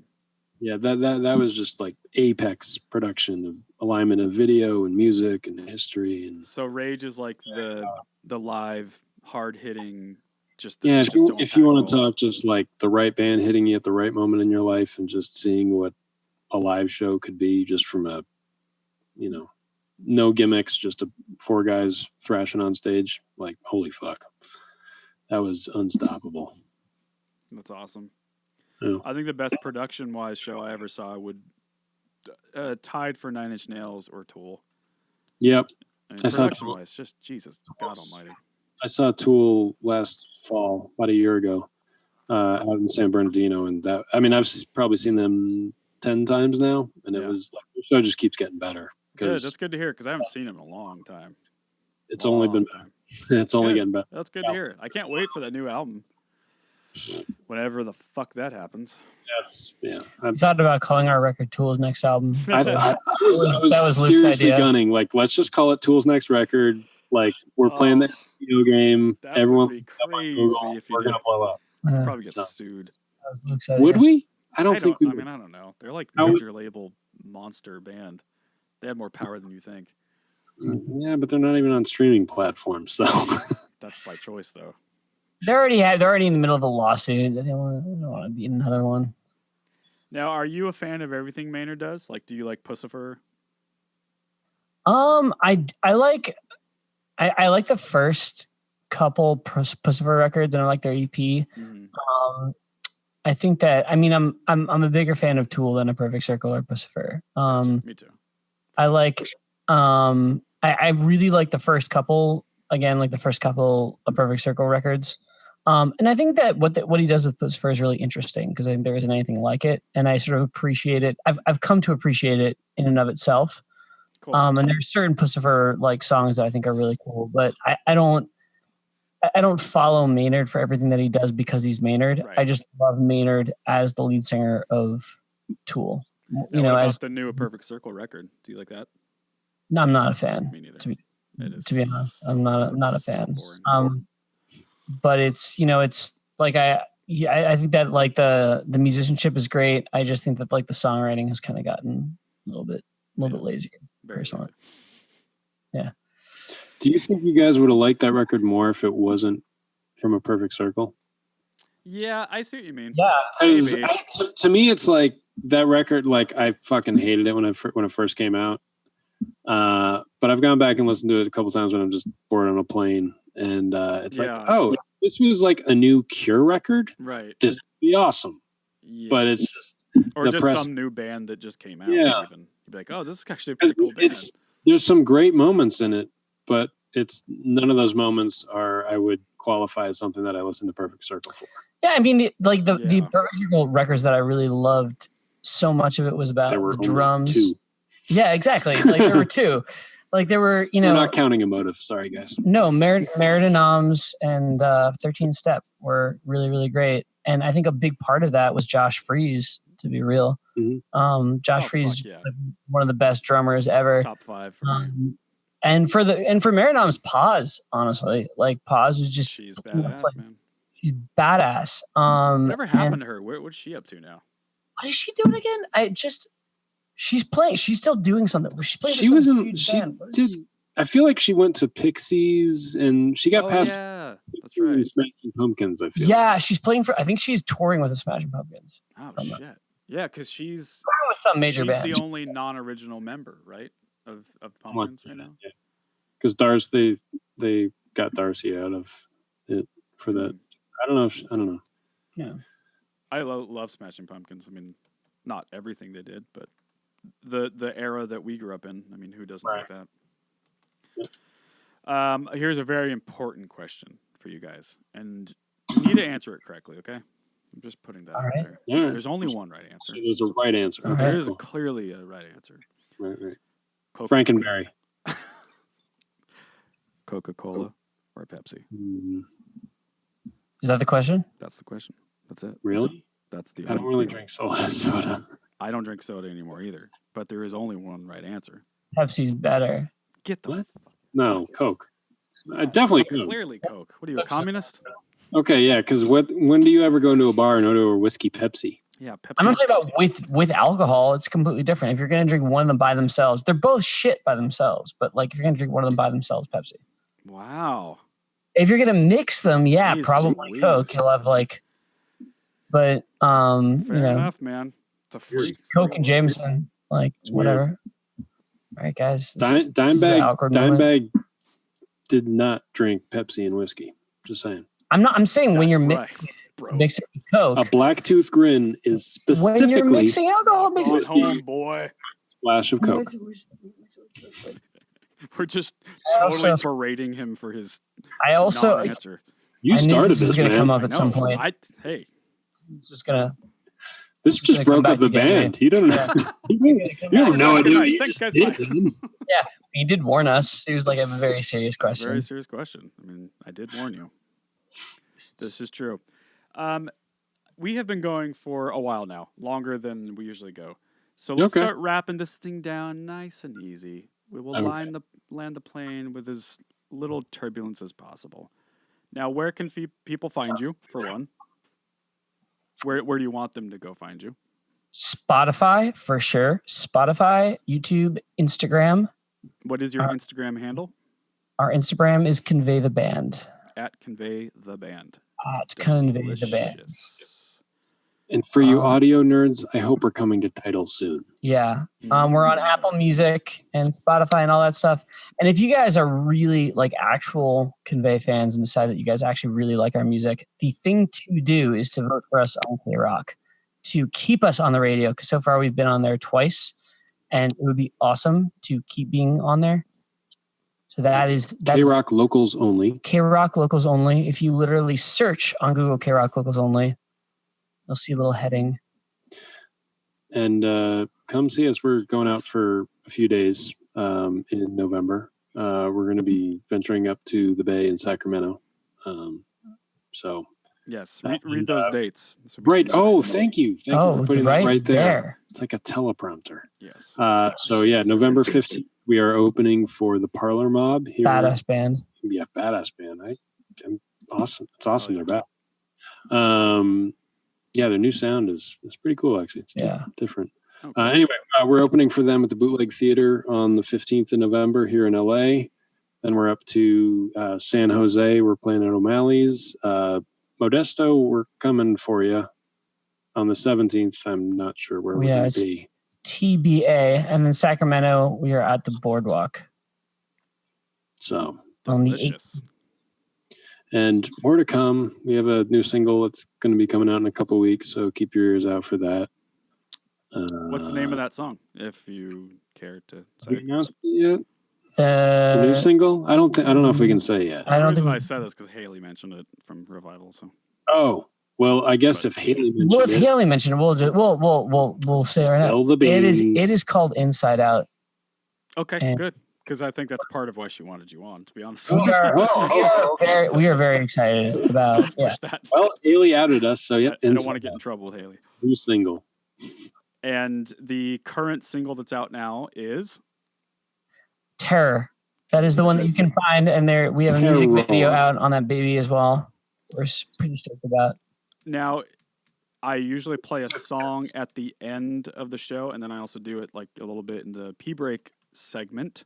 What song would you prefer I play? One like just any song? Yeah, probably from you guys. Probably go with Terror. Yeah. Okay. Yeah, new single's not out yet. So is there a clip? I want to do one clip. Can I play this clip right here, guys? Yeah, go for it. Okay. Time is a value.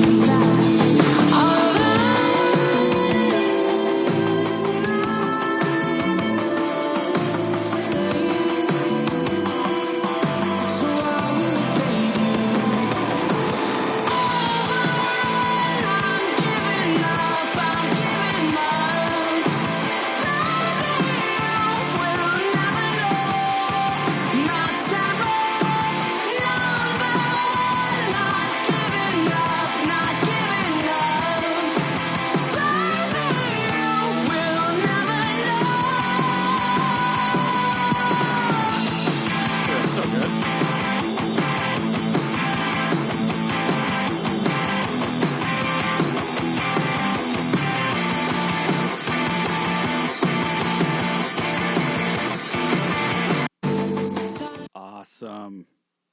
Dude, your guitar player's rad. He's pretty sick. Oh, we'll get him on next time. Yeah. He's a much better conversationalist than us. Oh, I thought you guys were just fantastic. Oh, depends if he's have his avocado toast or not. Oh, I love some avocado. But you guys are in the town of avocado toast. We are. Yeah. We are. You guys are snobs about it there. We live in abundance. Yes. It's the best thing. Well, thank you so much for being on the show, guys. We do appreciate it. Thank you. Thanks, James.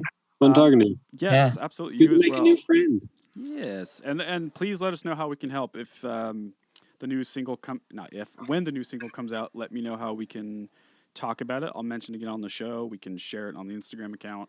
Let people know. Yeah, please let us know how we can help. Yeah. Thanks, James. Well, hopefully we'll be able to make it up to Portland in the next tour run in the new year. So yeah, for sure. Oh, I'm sure you will. Yeah. hopefully we can lift a pint in person. So. Yes, absolutely. I mean, and if you're in town, we'll do an actual in-studio podcast too. That'd be more fun. Yeah. Oh, yeah. It's always better to have you actually in the room for sure. Yeah. Cool. Yeah, thanks again for being on. Everyone listening, do me a favor. Go follow @Convey the Band on Instagram. Do it now. Go ahead and stop what you're doing. Go and do it now. It's a worth follow. It's a legitimately good account too. I mean, there's so much to go sift through. Like, if you want to know who this band is, that's where I would start. Go through there. You can watch their videos, links to everything, links to their Spotify. I don't get blown away that often anymore, especially with new young bands. And I was really blown away. I'm a huge fan of you guys. So I'm kind of thanks a lot, man. A fan kid of what you guys are doing. Thanks a lot. Thank you. Yeah, and these guys have a buzz too. I mean, you guys have a shitload of followers on Instagram. I mean, there's people are talking about you. I'm really excited to see what happens in the next calendar year or so. Especially after this new record comes out. Yeah, we're hoping to keep the momentum up. So stay tuned. Yeah, well, thanks again for being on the show. You guys know what to do. Like and subscribe, download, leave a review for the show. I want to do a quick announcement. Travis Ball has a new Works of Travis Ball mixing on his Spotify. That's one of the guys I represent. So if you want to get a little lowdown on what he's up to and some of the work that he's worked on, he has a playlist on Spotify you can go check out. And he just worked on a new single from a band called Lowborn. I think you guys might like this band. And the single is called Be Like Me, and Travis just mixed it. It's very delicious. Go check it out. Thanks again to Convey for being on, and we will see you next time. Thanks, guys. Thanks, James. All right.